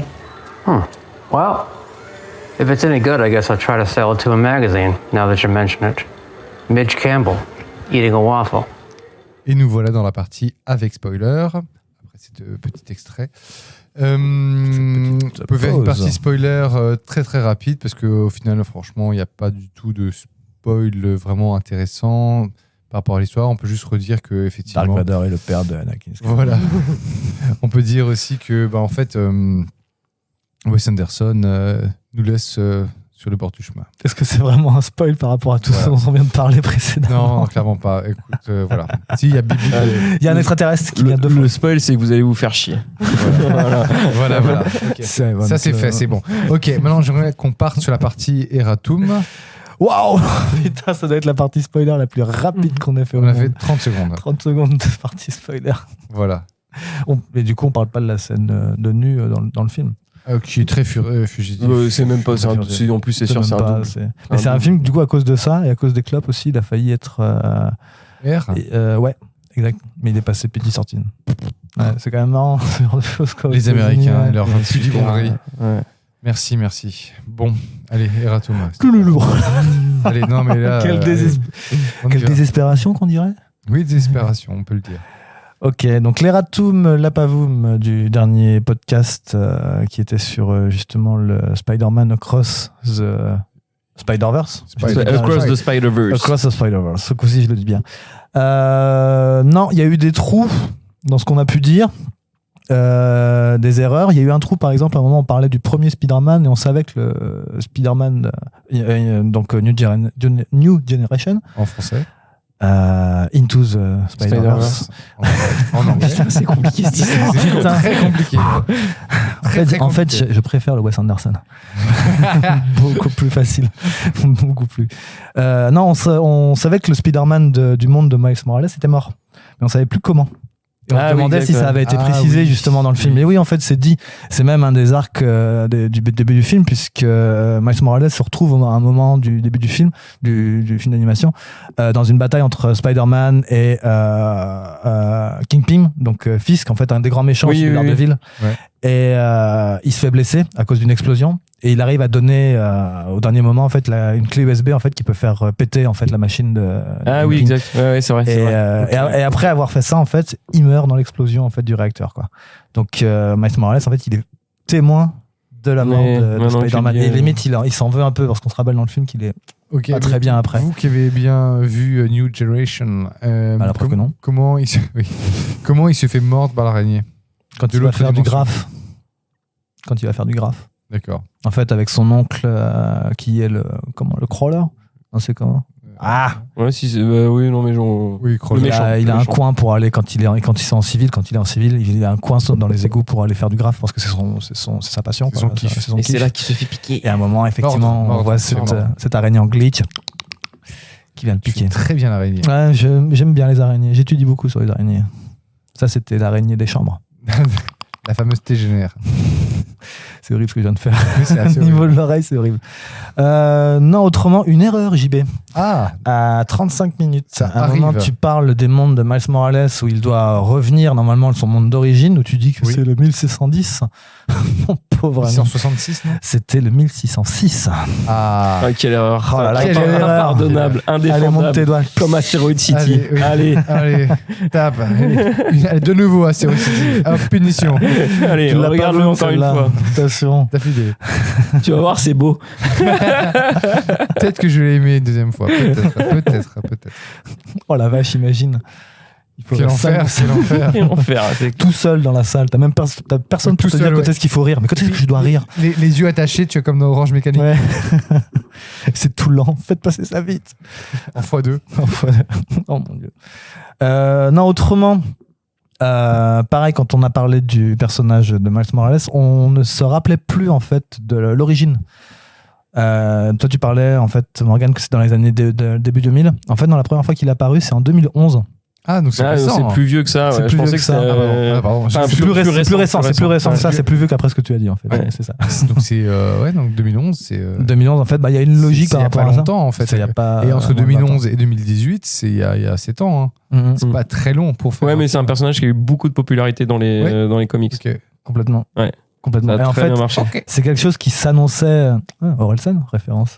Ah, Elle est ok, bloquée. pas du tout. Ok, c'est bloqué normalement. Ok. Ok. Oh, non, Ah, c'est quoi bloqué. Non, Ok. attends, ok. Ok. Non, moi c'était Joe Pesci dans L'Arme Fatale. Ah. Ok. Non, pour l'histoire en tout cas de cette origine de Miles Morales, en fait, il a été créé par le scénariste Brian Michael Bendis et la dessinatrice Sarah Pichelli. Et il apparaît dans la première fois dans le comic books Ultimate Comics, Fallout numéro 4. Et son origine, en fait, 2011, c'est pas anodin, c'est après quoi? C'est après les élections américaines de Barack Obama, en fait. Premier super-héros noir américain. Exact, c'est après. C'est le premier. après Non, le c'est pas le premier, C'est parce Blade. que il y a Blade, il y a Non, mais Black puis il y en a eu Panther, d'autres aussi, exactement, voilà. le Il y a- Falcon, il y en a plein d'autres, mais Il y en a plein d'autres. Mais. aussi jeune et tu vois, Ouais, genre ouais. de New York et tout. Enfin, représentatif d'une partie de la population Ouais, américaine. tout à fait, ouais. Exact. Et c'est là justement où je voulais en venir, c'est que c'est ce qui a un peu été l'idée, mais en fait ce qui a poussé, ce qui a réconforté en fait Brian Michael Bendis d'avoir fait ce choix de mettre un personnage noir à la place de. Mi-portoricain, mi. Oui, mais de oui, couleur peau noire.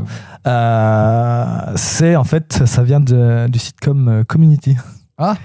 Il y a Avec un Daniel épisode en Glover. fait, ouais, exactement. Il y a une scène, un début d'un épisode en fait où ils se réveillent tous et on voit la caméra passer en travelling, voir toutes les chambres une par une et on voit Danny Glover se réveiller en fait avec le costume de Spider-Man. Ah, mais c'est pour ça que Danny Glover Ah. fait un gros caméo dans le film et que tout le monde est C'est Danny pour Glover. ça.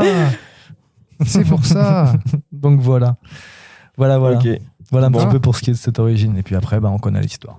D'accord. ok, ouais, bah, intéressant pour le coup. Super ça. intéressant. Ouais. Merci pour les précisions. De C'était hyper rien. précis. Et pour un dernier truc, on a aussi abordé le deal entre Sony et Marvel sur Ouais, Spider-Man. tout à fait. On savait plus trop, parce que toi tu disais qu'apparemment maintenant ça s'était arrangé. Ouais, Et qu'il y avait un effectivement, accord il y a tacite des- ou un truc comme ça. Ouais, parce que les droits normalement devraient s'arrêter C'est normalement ça, en 2023 cette c'est année ça. en fait. Juin, Ah, ok. là ce mois-ci, juin 2023.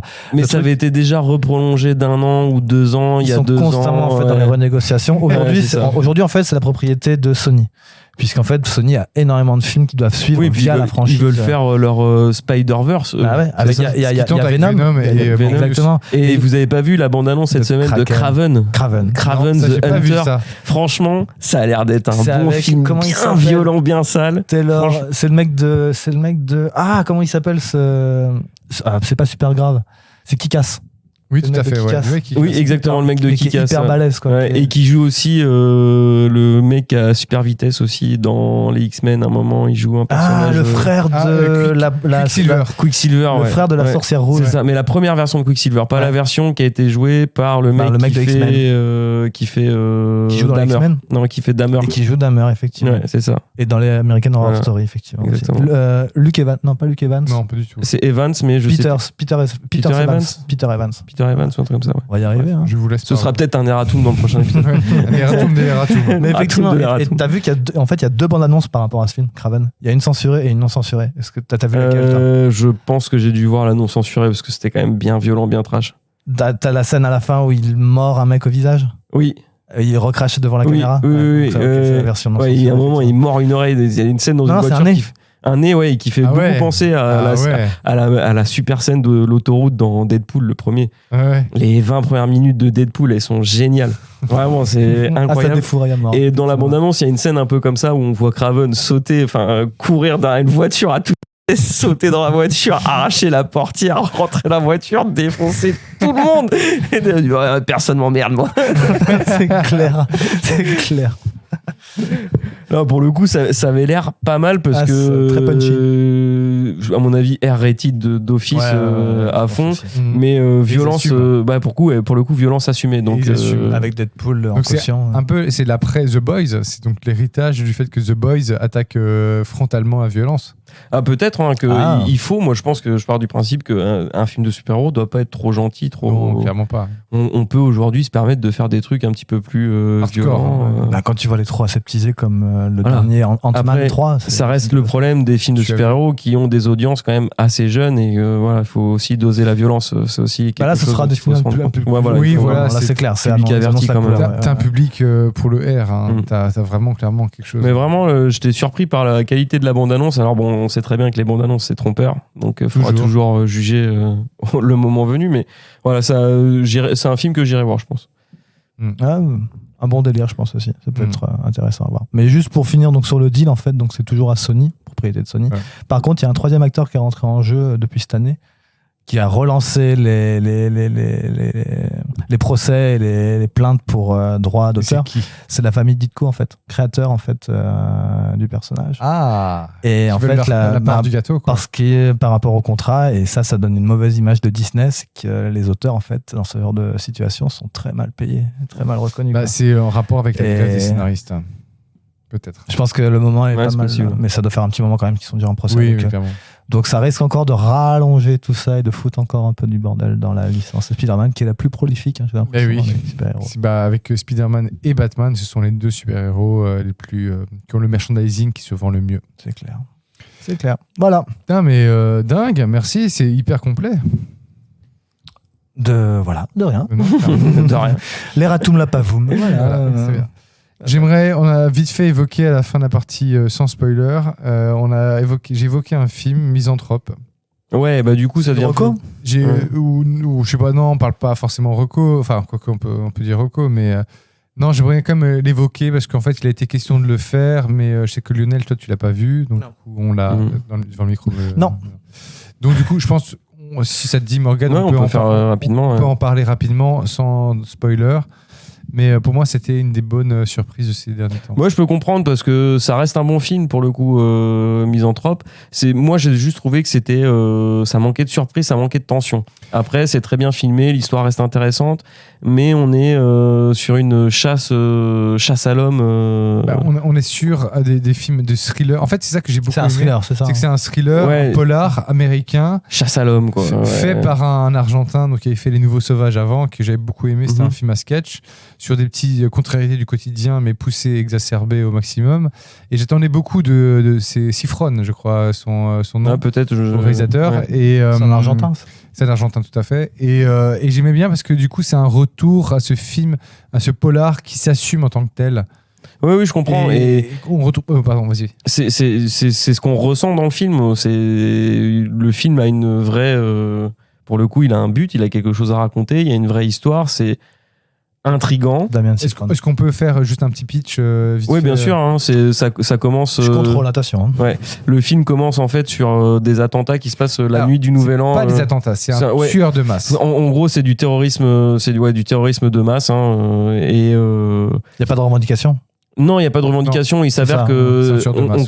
on comprend très vite qu'il s'agit d'un tireur isolé qui s'est amusé le soir du 31 décembre au 1er janvier à allumer des gens au hasard sur des immeubles gratuits. Il faisait la fête, bam, une balle dans la tête. Enfant, pareil, femme, homme, Ouais, enfant. d'accord, ok. Oui, Et il fait une trentaine de victimes, je crois. Ah, Et le film commence, en fait, on suit une inspectrice, une flic. Une fliquette, une agent en uniforme sur le terrain. joué ça. par Shailene Woodley, c'est ça? C'est ça. Tout à fait, qui est la Exactement. productrice du film d'ailleurs. Et en fait, elle se retrouve embarquée dans la chasse à l'homme de ce terroriste avec un mec du FBI. Voilà, elle est un peu. Ben Mendelsohn. Oui, qui est joué par Ben Mendelsohn, qui est excellent dedans. Elle est elle-même prise aux prises avec ses propres démons. Elle est en miroir Et ouais. en fait du tueur C'est ça. qui porte bien le titre du film. D'ailleurs, le vrai titre du film, c'est Misanthrope. Aux États-Unis, ils l'ont vendu comme sous le nom de To Catch a Killer. C'est ça. Donc attraper un tueur. Et je trouve que Misanthrope et le distributeur français a redonné ses lettres de noblesse au titre original, qui a fait un cadeau à Sifron. Et que je trouve intéressant parce que c'est ça vraiment la misanthropie, parce qu'il y a forcément une scène de confrontation entre la fliquette, ça c'est vraiment un spoiler pour le genre, le tueur et la fliquette, et je trouve que les deux sont en miroir. Et en fait c'est ça qui est intéressant, c'est que déjà la mise en scène de Sifron elle est pas anodine, elle est hyper intéressante. Le tueur, quand il y a la révélation du tueur, c'est excellent, c'est jouissif. On est très proche de ces timelines de films c'est Manhunter de Michael Mann, donc c'est Dragon Rouge de Thomas Harris, je crois, donc c'est la première histoire de Hannibal Lecter, et on est à fond dans Le Silence des Agneaux, dans Le Silence des Agneaux, Jodie Foster, Clarisse, et un des miroirs aussi, on reconnaît Clarisse et Hannibal Lecter, ils se rejoignent en fait. Et c'est ça qui est super génial, et c'est pour ça que c'est un chef-d'œuvre. Et ici, je trouve que effectivement, il manque de peu le côté chef-d'œuvre, parce qu'il y a des choses un peu trop explicatives pour moi dans le film. Il pourrait être un peu plus subtil. Mais Ben Mendelsohn, le personnage, il est génial. Les dialogues sont excellents. Shailene Woodley est un point fort et un point faible, je trouve. Je sais pas comment tu l'as trouvé, toi. Moi, je la connais de Ce que pensent les femmes avec Mel Gibson, cette Elle jouait actrice. dedans. Ouais. Bah oui, c'est elle qui joue la fille de Mel Gibson dans Ce que pensent les Elle femmes. est super ouais. jeune. Avec Helen Hunt, d'ailleurs. Ouais, exact. Et qui est un très bon film de Mel Gibson.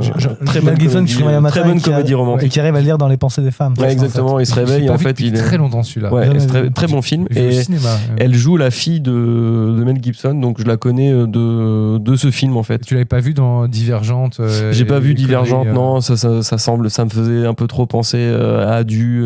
C'est du sous Hunger Games. Hein. Ouais, voilà, exactement, du sous Hunger Games. Donc déjà qu'Hunger Games, c'était pas Non. extraordinaire. Non. Hunger Games, Donc non, et puis bah là non, c'est une bonne actrice. Après, elle est pas.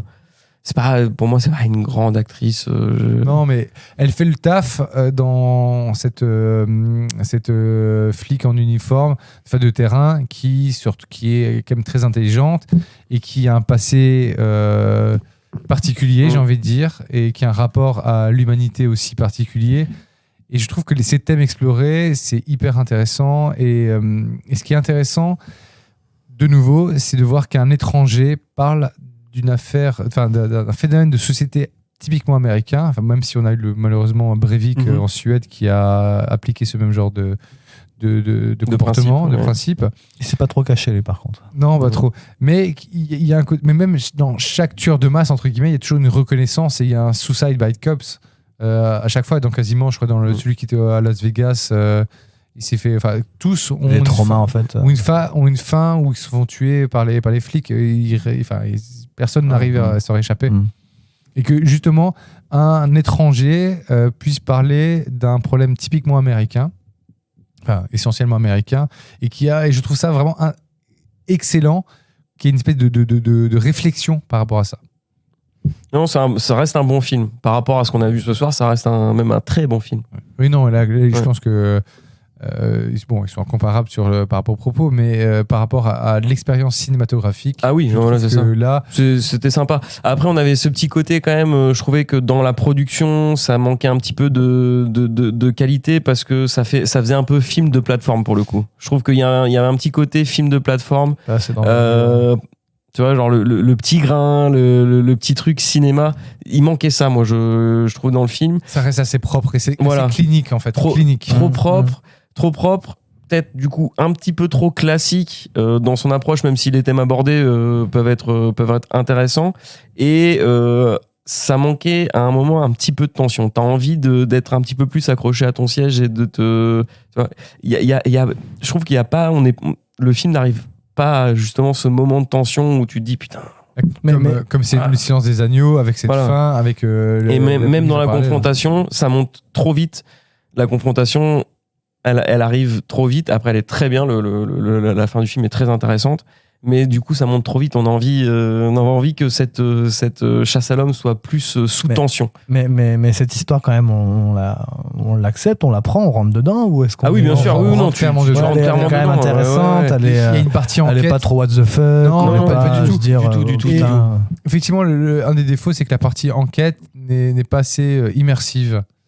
Je trouve qu'on aurait aimé plus de moments où, à la recherche du tueur, on arrive assez rapidement à cerner le tueur. Et il y a l'utilisation des fausses pistes est géniale.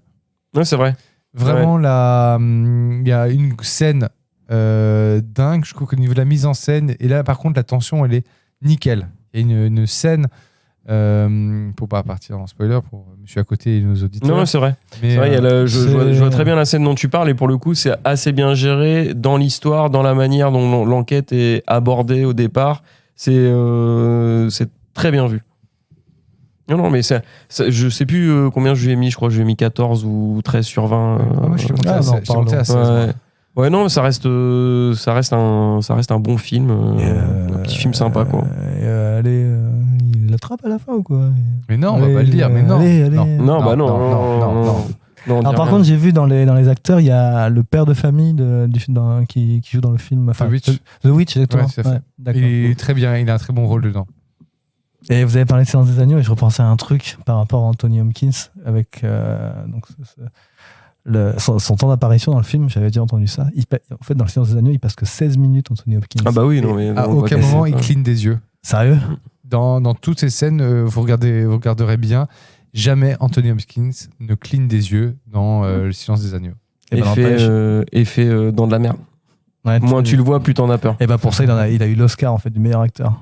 Et ce qui est dingue, hein. Pour 16 minutes d'apparition dans le film, pour ce film. Ça montre à quel point le mec est puissant, quoi. Clarisse. Le retour de l'araignée lecteur. Ouais, celle-là, c'est celle de la cuisine. Donc non, mais en vrai, Misanthrope, bonne reco. Ouais. Vous serez pas, il y a peu de chances que vous soyez déçus en fait par ce film parce que ça reste peut-être un peu trop classique, mais au moins. Mais efficace. On est sur de la valeur sûre. On dirait que ça fait longtemps qu'on n'a pas vu un thriller comme ça. Non, j'irai pas jusqu'à ce point-là. Moi, peut-être plus un peu. JB, j'ai l'impression que t'es un peu plus kiffé toi que moi, mais. Moi, ça m'a fait penser un peu à ce film espagnol, La Isla Minima. Pas vu. Qui est c'est un polar espagnol qui se passe en Andalousie. Je crois que c'est fin 70. Où en gros, c'est des disparitions de fillettes qui sont enlevées par on ne sait pas qui. Et en gros, c'est deux flics que tout oppose qui doivent enquêter. Et tu as un gros sous-texte par rapport à l'après-Franco. Donc, tu as un flic qui est une nouvelle génération et il y a un flic qui était flic sous Franco. Donc, histoire lourde, quoi. Tout ce passé par rapport au franquisme.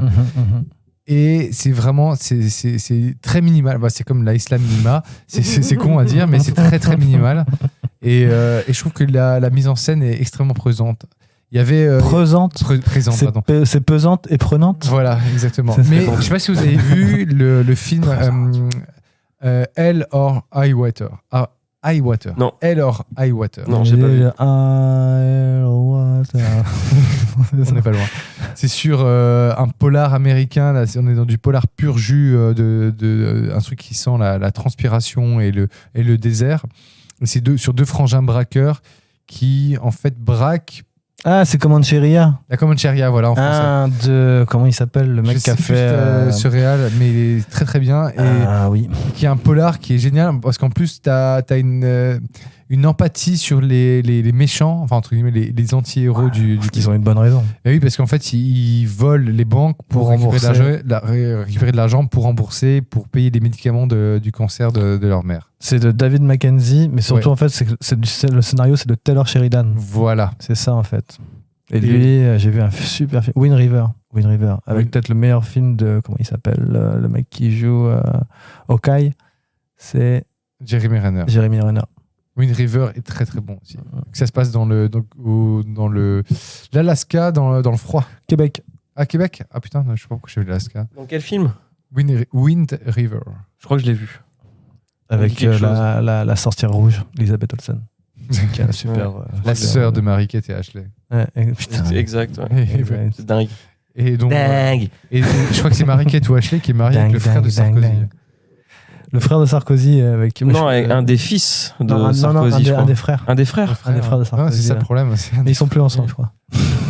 Radio Potin. C'est à chaud potin.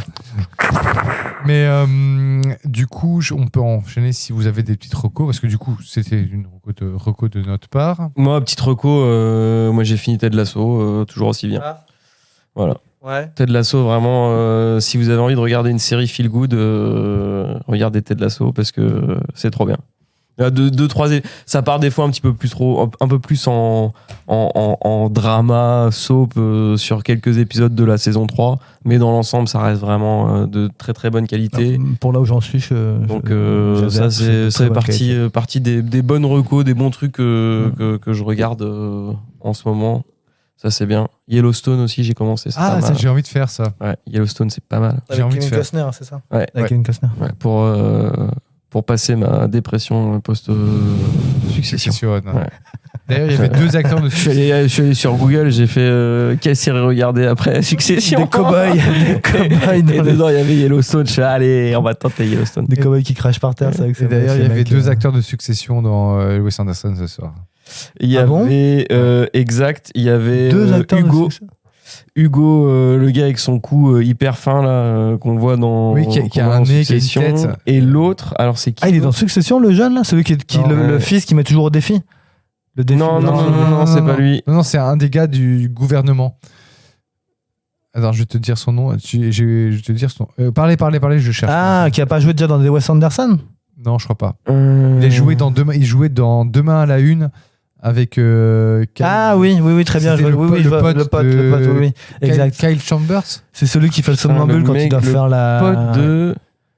Et qui joue dans Succession. Ouais, il joue dans la saison 2. Il a un tout petit rôle. Il reste pas très longtemps. Il est genre. Ah bah il y a Adrien Brody qui a joué dans la Succession aussi, les gars. Voilà, il y a Adrien Brody. Et Alexandre Asgard.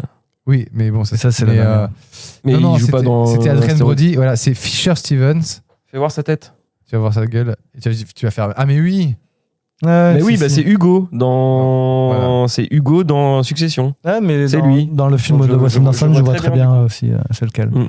Donc il était dans Demain à la une. Exact. Hugo Baker, tout à fait. Voilà. Dans Succession, la petite pute dans Succession, Hugo. pas de spoil. Pas de spoil. Non, c'est pas un spoil. C'est vraiment pas un spoil. Je sais.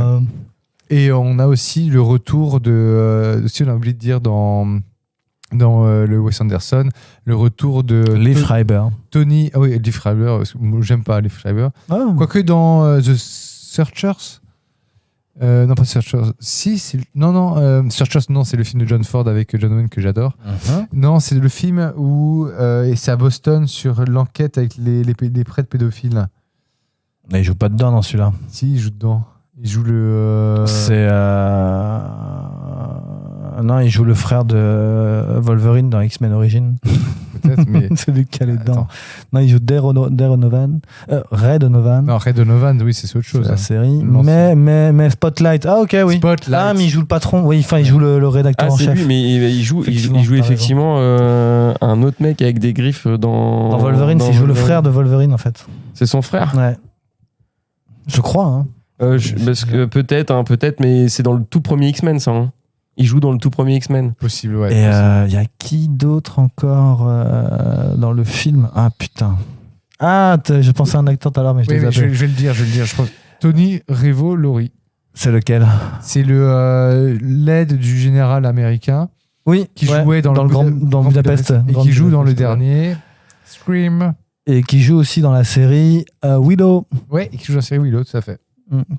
J'ai tenu 20 minutes. Tu sais que c'est 20 minutes de Willow. Vraiment. Ah, j'ai dû en regarder plus. Une fois que j'ai vu Warwick Davis, j'ai fait c'est nul, j'arrête. Point. Et oui, c'est là où je te faisais des coups de coude aussi. Il y a Hitman, le cowboy. Rupert Friend. Tu connais? Ouais, je vois très bien qui c'est. Ouais. Alors, c'est vrai que le premier, c'était l'acteur dont tu as cité. Timothy Olyphant. Ouais, voilà. Mais après, c'est lui, en fait, qui joue le Hitman. Ah, mais moi je suis Avec resté le code que barre dans la Hitman tête. 1, tu vois. Non, Non. il joue aussi dans la série. Une série anglaise que tu as Non, la série américaine avec le gars qui revient de l'Afghanistan et qui en fait. Outlander. Non. Comment s'appelle cette série? Une série d'espionnage. Ah, Homeland. Homeland, voilà. Pourquoi il je joue dis dans Homeland Je pensais aussi, à Rupert Homeland Friend. avec Claire joue Danes. Il joue, oui, bah c'est ça, Ouais. Claire Danes, et il joue aussi un agent de la CIA à partir de la saison 3 ou la saison 4, Rupert Friend. D'accord, ok. Mais lui, moi, je l'ai vu dans une série anglaise où il joue une sorte de ministre qui est accusé de scandale sexuel.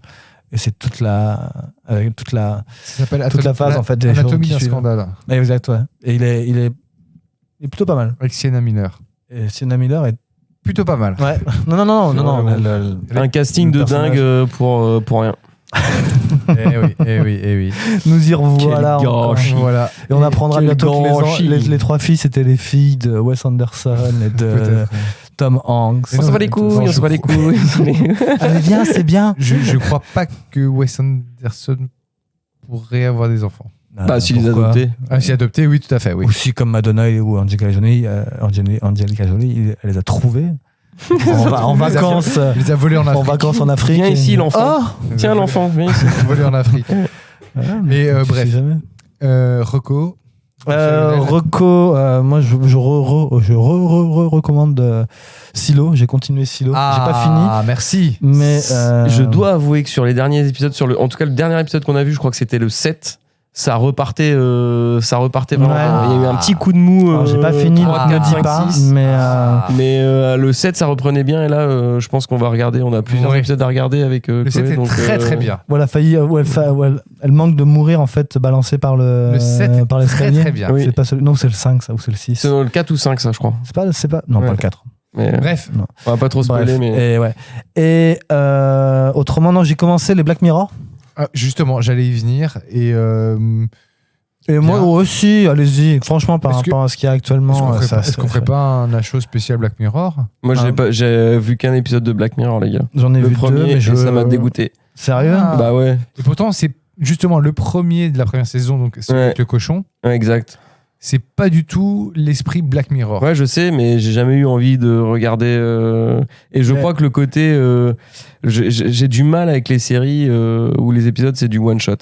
J'aime bien les trucs. anthologique. Anthologique, ouais. ouais. J'aime bien Ça, les c'est trucs. pas une saison, ça, dedans? Non, c'est anthologique. J'aime bien les C'est- trucs sériels, pas moi. pour J'aime bien les histoires qui se suivent. Bah, en où fait, il y a un fil, étonnante. il y a un fil Ouais. conducteur, bien sûr, mais après, oui, chaque épisode a vraiment son histoire, son arc. Non, son monde, même pas son forcément époque. feuilletonnante, limite, tu vois, genre, au moins il y a un univers, même s'il y a juste des fillers, bah des fois, tu vois, genre, c'est bien. Il Mhm. peut y avoir des histoires intéressantes, ça construit les personnages, ça fait pas avancer le récit principal, mais.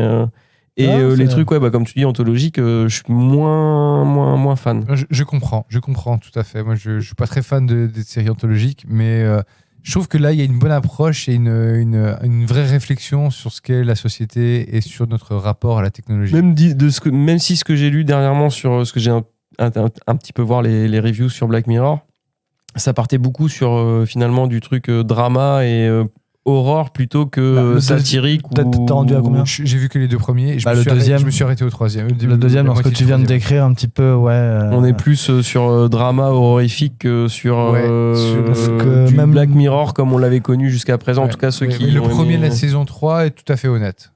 Oh non, non, là, c'est méta, c'est hyper méta. Là encore, mais. Oui. aussi. Streamberry.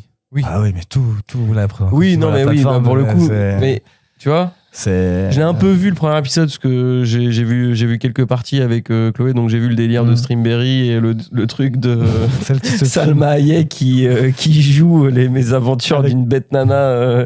Tu sais pas trop d'où. Tu l'as vu jouer, tu la vois juste jouer l'autre, ou est-ce que tu l'as vu intervenir après Je l'ai vu un peu intervenir après. En gros, j'ai commencé à regarder au moment où elle vient chier dans l'église. Ouais, tu vois. Ah oui, là, et j'ai arrêté de regarder au moment où elles se retrouvent toutes les deux pour aller défoncer le serveur. Après, il y a. Ouais, si tu continues, si tu pousses un peu après, c'est un peu what the fuck. Chloé m'a raconté la fin qui était bien what the fuck, apparemment. Tu t'y attends pas vraiment, en fait. Ouais, t'as ce twist, mais même. Moi, je trouve qu'à partir du moment où on voit Michael Cera, on comprend. Qu'est-ce qu'il fait là? Quand il commence à expliquer, ça devient clair. Après, oui, il explique direct après le concept. Mais ça devient complètement fou. Rien que le voir, tu dis. T'as même du mal à comprendre quand il explique, tu fais non, c'est pas possible. Waouh, ouais. Bah, sur le coup, tu fais attends. Non, mais il y a des très bons Black Mirror. Il y a San Juniper qui est très très bon. Moi, j'avais adoré celui. D'ailleurs, moi, j'ai découvert ça sur le tard, en 2016. Oui, tard. Black Mirror, très tard. Et j'ai tout rattrapé après, mais c'est Benny qui me l'a montré. Et le premier épisode que j'ai vu, c'était en vacances à Turin pour les vacances de Noël. Et un soir, avant de sortir, on avait 1 heure à tirer. On a regardé un épisode. C'était celui avec le jeune garçon qui travaille dans un fast-food, en fait, et qui communique avec sa copine par PC, en fait. Et un jour, il reçoit un message d'un mec, en fait, qui dit: je sais ce que tu fais. Si tu ne me donnes pas ça, ou si tu ne fais pas ça, je te dénonce, je dis tout à tout le monde, quoi. Et le mec part en couille totale. Mais pendant tout ce qui est montré, c'est que t'as l'impression que le mec, en fait, discute avec sa copine. Je me souviens plus de ça. Et c'est flippant et stressant à mort pendant tout le truc, parce que du coup, le mec a peur, mais tu te dis, en fait, il a peur mais pourquoi est-ce qu'il a aussi peur? Tu comprends pas pourquoi est-ce qu'il a aussi peur, aussi peur. Faut que je revoie celui-là. Et en fait, le final est juste, mais à tomber sur le cul, quoi. Celui qui était génial, c'est l'épisode 2 de la saison 2, je crois, ou l'épisode 1 de la saison 2 sur cette histoire de une fille il y a son copain qui meurt, et en fait, t'as une EA qui remplace en fait son copain mort. Genre un robot Non, mais c'est une EA au départ, et à la fin, effectivement, t'as un robot. Et je trouvais que pour l'époque, c'était super novateur et c'était vachement intéressant. Après, je pense que c'est un peu vieilli, Black Mirror. Oh, tu rigoles. Avec l'épisode sur les notes, avec Bryce Dallas Howard. Ouais. Cet épisode-là, mais comment il était avant-gardiste à fond. Aujourd'hui, tu ne fonctionnes que comme ça. Quand tu vas qu'en Chine, c'est comme ça. Donc... Mais même après, tout ce que tu veux faire, tes achats, tes vacances, tu vas constamment, tout le monde maintenant, majoritairement, enfin, non, pas majoritairement, mais tout est noté et tout le monde va contrôler, tu sais, voir les notes, les avis, les caractéristiques, les trucs comme ça, tu vois, même pour un film, enfin... C'est dingue, quoi. Ce truc de... Toi, tu valides la nouvelle saison de Black Mirror? Pour le moment, j'en ai vu que 2. Ouais. Donc, mais je suis impatient de voir les prochains. Ok. Bah écoute, moi je me suis arrêté. Pour l'instant, j'ai fait pause parce que je vais lancer un peu. L'épisode 4 de la saison 6, il a 5,3 sur IMDb. 5,3. C'est lequel? L'épisode 4 de la saison 6. Il s'appelle comment? Maisie Day. C'est quoi le pitch? Maisie Day. A troubled starlet is dodged by invasive paparazzi while dealing with the consequences of a hit and run il est très incident. mauvais. Il est pas très bon. C'est avec qui, à nouveau? Qui joue? Il y a quelqu'un de connu? Il y a toujours quelqu'un de connu. Zazie Beetz. Mais il est pas genre. Ah ouais. C'est pas une vraie pop star, une chanteuse, un truc comme ça? Ah si, mais ça, c'est ça à mon avis. C'est celui-ci. Elle a joué dans le Joker, dans Deadpool 2. Ah, exact. Mais attends, elle joue une. Mais je crois je pensais qu'elle était vraiment une vraie starlette. Si, mais c'est une chanteuse aussi. C'est une chanteuse, voilà, c'est une chanteuse dans la vraie vie. Ouais. Enfin, dans la vraie vie. Je comprends. Je suis curieux de voir celui avec.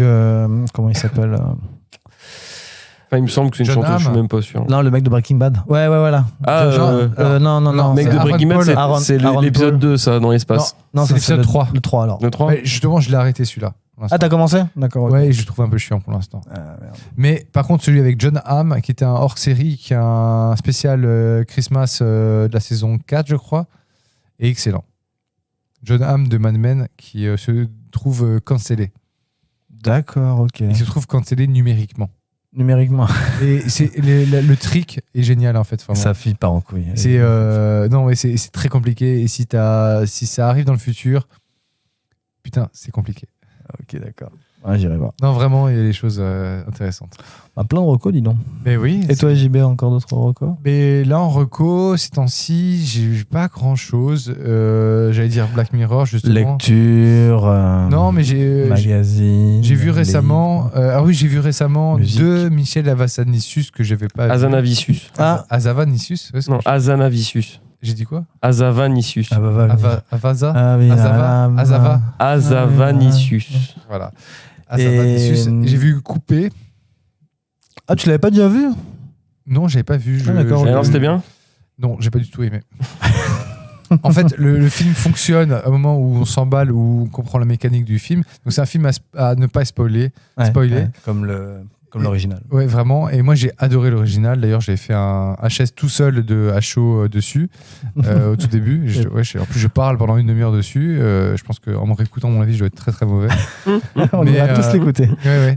Mais non, je trouve que je comprends pas. Il y a des trois idées. En fait, le film fonctionne à partir du moment où on a l'explication du truc.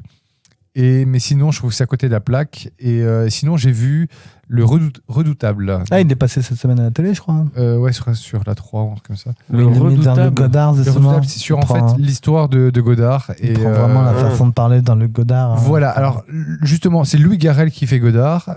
Et donc, c'est juste à la charnière où en fait Godard va se radicaliser dans son cinéma. Donc on est en 67-68, D'accord. où en fait il y a un échec de son film La Chinoise, où il tombe amoureux de son actrice.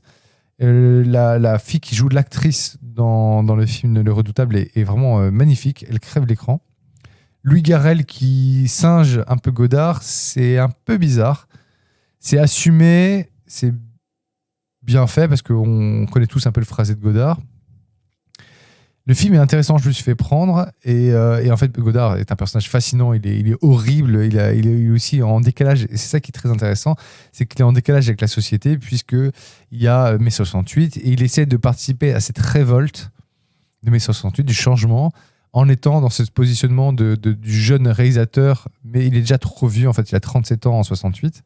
Et donc, du coup, il est en décalage total avec cette jeunesse, et il essaie de raccrocher au wagon de la révolution, parce que lui, il est à fond maoïste, donc il est encore dans cette pensée de communisme post-Seconde Guerre mondiale des intellectuels français, et je trouve que le film est vraiment réussi. Après, il y a des personnages qui sont complètement inintéressants, Bérénice Bejo, elle est vraiment inintéressant, mais Louis Garrel en Godard, moi je valide. Et de plus en plus, Louis Garrel, je trouve que finalement cet acteur français est très bon. Il n'y a qu'un acteur français que j'aime beaucoup ces derniers temps, c'est Melville Poupeau.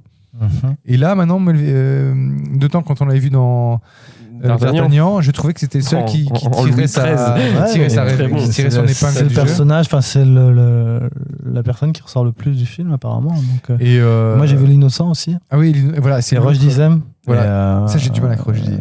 Mais j'ai bien aimé moi. On l'avait avec Benny, j'ai beaucoup aimé. Écoute, voilà, je vais peut-être y aller. Peut-être c'est peut-être le 2023 et le retour au cinéma français de ma part. Je ne sais pas. Qui sait. Voilà. Tous les bliés, tous les chabrolles. Non mais attends, je suis désolé, mais entre les deux, un petit bout de finesse, un petit Bourvil. Il y a le cinéma français avant la mort de Truffaut et le cinéma français après la mort de Truffaut. Il y a le bon cinéma et le mauvais cinéma français. Le bon cinéma français. Tu rentres, tu vas, tu regardes. Le mauvais cinéma, tu rentres, tu regardes, mais c'est mauvais. C'est mauvais quoi. Par contre, en reco, je me suis écouté le podcast de Discordia sur Jean-Marie Poiré, qui fait la filmo de Jean-Marie Poiré. Et je me suis refait un kiff d'enfance, pas d'adolescence, d'enfance. J'avais la VHS de Opération Corned Beef. Je me le suis refait. Mais alors, dedans, dans Discordia, ils disent un truc génial que, en fait, Jean-Marie Poiré est le chaînon manquant entre Tsou Hark et Michael Bay. Pour ceux qui nous écoutent, tu te répètes. Oui, je me répète, oui, pardon. Donc voilà, je le redis. Et ben voilà, j'ai vu Opération Corned Beef. Je me suis chopé Les Anges Gardiens. Les Anges Gardiens, très bon. Et j'ai vraiment et je vais me faire mais voilà. Les Anges Gardiens, j'avais pareil, la VHS, c'est un film que j'ai vu mais des dizaines de fois. Les Anges Gardiens, génial. Pour le coup, ça a pas vraiment mal vieilli ça. Ça reste une bonne petite comédie. Après c'est l'humour des années 90. Ouais. Et les années 90 pour nos amis belges. Et j'ai envie de me refaire Papy fait la résistance. Papy fait de la résistance. Super résistant. Tu vois, je vous appelais comment? Super résistant. Non, appelez-moi résistant. Non, il y a plein de bons films comme ça. De l'époque c'était quoi? C'était le... Ah, j'ai oublié le nom. La compagnie. Splendide. Le Splendide. Oui, et non, voilà, c'est... Avec Ramirez, avec Gérard Jugnot dans son plus grand rôle, et Roland Giraud avec qui sort son poème en allemand, c'est Mein Herz schlagt wie eine Pferdefuß. Il avait besoin de parler allemand quand même ce soir. Il fallait encore qu'il encagine. Au bout de 1h03, il aura attendu pour pouvoir le placer. Voilà. Mein Herz. Donc cette année 2023. Je sais pas si c'est dans les films, mais ça me fait toujours penser à. Je crois c'est dans la 7ème compagnie. Quand il s'échappe du château. Ouais, si c'est ça, c'est dans la 7ème compagnie. Dans le 2e. Ouais, quand il s'échappe du château avec le matelas et tout. Chaud. Froid. Chaud. C'est dans le 2 de la 7ème compagnie. Quand il y a Guy. Et merde, ce qui remplace Aldo Machon, c'est Henri Guibert. Ouais. Qui remplace Aldo Machon. Et Vous avez du halaï. le commandant français qui est en train de jouer aux échecs. Pierre Tornade. Ouais, qui est en train de jouer aux échecs. Ils entendent tous les bruits qui sont en train de remonter depuis la cheminée. Oui. Ils sont en train de raconter de la merde. L'autre essaie de couvrir. Ouais, c'est très bon. Très très bon. Ah putain, je me rappelle. Faudrait que je le regarde. Faudrait que je le revoie. La 7ème compagnie, c'est le film qui passe tous les étés. J'ai glissé sur à la France télé, 3, ouais. J'ai glissé, chef. Si je connaissais le con qui a fait sauter le pont. Ouais. Et j'ai glissé, chef. Et avez-vous du halaï? Groupir, restez groupir. Il faut rester il nage bien, il nage bien le chef. Il nage bien, je me rappelle de ça. Ou alors le lancer de marteau. Quand il faut lancer le marteau de l'autre côté de la rivière, c'est une catastrophe. Très bon, c'est Robert Lamoureux. C'est vrai. C'est des films que j'ai vus pareil des Pierre dizaines Mondy, de fois. Et Pierre Mondy, et Feu Pierre Mondy, et Jean Lefebvre. Et Jean Lefebvre. Et Aldo Machone pour le premier, et Henri Guibert pour le deuxième, qui est toujours vivant. Et il y en a eu un troisième. Hein. Et la 7ème compagnie au clair de lune. Avec cette fin où ils sont en bateau dans la Manche, et en fait, comme un con, il pense partir à Londres. Et en fait, il y a un truc à la con, une mine. Du coup, ils font demi-tour, ils se retrouvent, ils voient la côte française, et ils disent « Ah putain, on est en Angleterre !» Non, c'est le moins bon, hein, là, au clair de lune. Il est pénible. Ouais, il est pénible. Le premier, le deuxième, très bien, mais au clair de lune, c'était celui de trop, quoi, comme toujours. Il y en a toujours un de trop. La saga. La trilogie. La 7ème compagnie. Il y en a qu'en Star Wars, nous on a celle-là. Ouais, ça oui. Je crois qu'on a fait le tour pour ce soir. Si on a fait le. Ouais, je crois qu'on si on est au point 7ème compagnie, c'est qu'on a fait le tour. Ouais, exactement. Là, ça parle. Ça parle. Bien. Eh bien, merci Morgane. Merci. Le dernier tour de chauffe sur la vie du film. C'était de la merde. Et c'était encore de la grosse merde. N'y allez pas, c'était pourri. Tu parles pour tout le monde là, dis donc. Non, franchement, n'y allez pas, c'est une merde. Tu ne parles pas au nom de. Ce film, c'est une merde. Comme Laurent Baffy sur son film Les clés de bagnole. N'y allez pas, c'est une merde. La pire erreur, les gens ils sont pas allés. Alors que sa promo. Alors que le film est pas si mauvais. C'est à qui? C'est avec Baffy. Sérieux? Et c'est l'autre gars, c'est un autre acteur français un peu connu de théâtre, beaucoup de théâtre, qui a une voix de dingue. C'est son pote dans la vraie vie. Et, putain, je vais pas retrouver son nom, impossible. Mais quand tu vas le dire, Lionel, je vais. Et le film est pas si mal que ça. Il est pas si dégueu que ça. Ouais. C'est pas le film de Bigard. Non, rien à voir, mais non. 2003, hein. Ouais, 2003, ouais. C'était Les clés de bagnole. Ah, il y a 20 ans. Le mec, en fait, il Pascal Selem. Non, ça c'est son. Daniel Rousseau. Daniel Rousseau. Alain Chabat. Qui a une voix de dingue, Daniel Rousseau. Ah, mais c'est notre Wes Anderson à nous. Pascal Selem, Daniel Rousseau, Alain Chabat, Thierry Lhermitte, Sophie Marceau, Vincent Lindon. Attends. Vincent Lindon, Gérard Depardieu, Vincent Pérez, Jamel Debbouze. Oui, mais ils jouent tous leur propre rôle dans Jean-Marie Bigard, Michel Galabru, Daniel Auteuil, Jean-Paul Rouve. C'est que des caméos. Jean Rochefort, mais c'est dingue. Ouais. Jean Rochefort, Dominique Farrugia, Chantal Latsou, Chantal Latsou. François Rollin, les vérandas. Claude Berry. T'as raison, mon petit. Claude Berry, mec, quoi. Pierre Arditi. Mais attends, ça n'arrête jamais. Oui, Yvan Attal, Tiki Olgado, Gad Elmaleh, Jean Dujardin, Thierry Ardisson. Mais attends, mais c'est quoi de ces acteurs? Rush Dizem, Michael Youn. C'est des caméos. Attends, mais c'est absolument Albert Dupontel. Non, mais je suis désolé, je suis obligé de le dire, c'est absolument hallucinant. J'étais pas au courant de tous ces acteurs. Tu peux juste me dire si Pascal Selem est encore vivant? Oui. Oui, bien sûr. Si, il est encore vivant. Je confonds avec Jean-François Derek. Non, il est Jean-François Perret toujours... qui est décédé, il est mais toujours- ouais, lui, il est Pascal Selem, décédé, ouais. putain, les caméras cachées de Pascal Selem à Ah, l'époque sur TF1. Ah, C'était pas mal. je crois que c'était dans Combien ça coûte, si je me Ouais, souviens. ouais, tout à fait, C'était tout à fait. les Avec- caméras cachées de Pascal Selem dans Combien ça coûte, c'était tellement drôle. Et je vais Le mec est YouTuber trop ça. fort. Je vais Le mec YouTuber est ça. trop fort, Pascal Selem.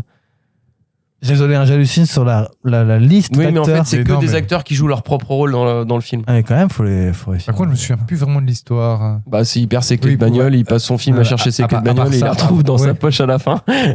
Ah, ça, je me souvenais plus qui se trouvait dans la poche. Si, il les a dans sa poche en fait. Oh, putain, loser, quoi. C'est un prétexte quoi, le film, c'est juste un prétexte. Un prétexte pour faire un film, quand même. Ouais. C'est dingue. Mais bon, rien ne vaut le film de Carl Zero. Le tronc Le Tron avec Jean-Luc Reichmann qui fait la voix. Ok, bon là je crois que c'est bon, on peut couper. Allez, Allez, sur ce, merci, salut, on vous aimait. Merci. Merci d'être resté. Cœur sur vous. Cœur sur vous. Tout à fait. Soleil sur votre tête. Allez, bah très bientôt. Et voilà. Peut-être le prochain, ce sera le récapitulatif des 3 derniers Ouais, mois. le récap. Un petit HS. Après, on aura le fameux épisode surprise parce que justement, bah, toi, t'es en vacances dans pas longtemps. Yes. Et Mhm. l'été, on vous prépare des choses aussi, des petites récaps qu'on est en train de travailler. Ça roule. Voilà. Allez, on vous aime. Et puis il y a Oppenheimer aussi qui va sortir. Ah, je croyais que c'était une sorte de dicton que t'avais. Oppenheimer. Oppenheimer. Et boum. Et boum. Allez. Bon, allez, ciao.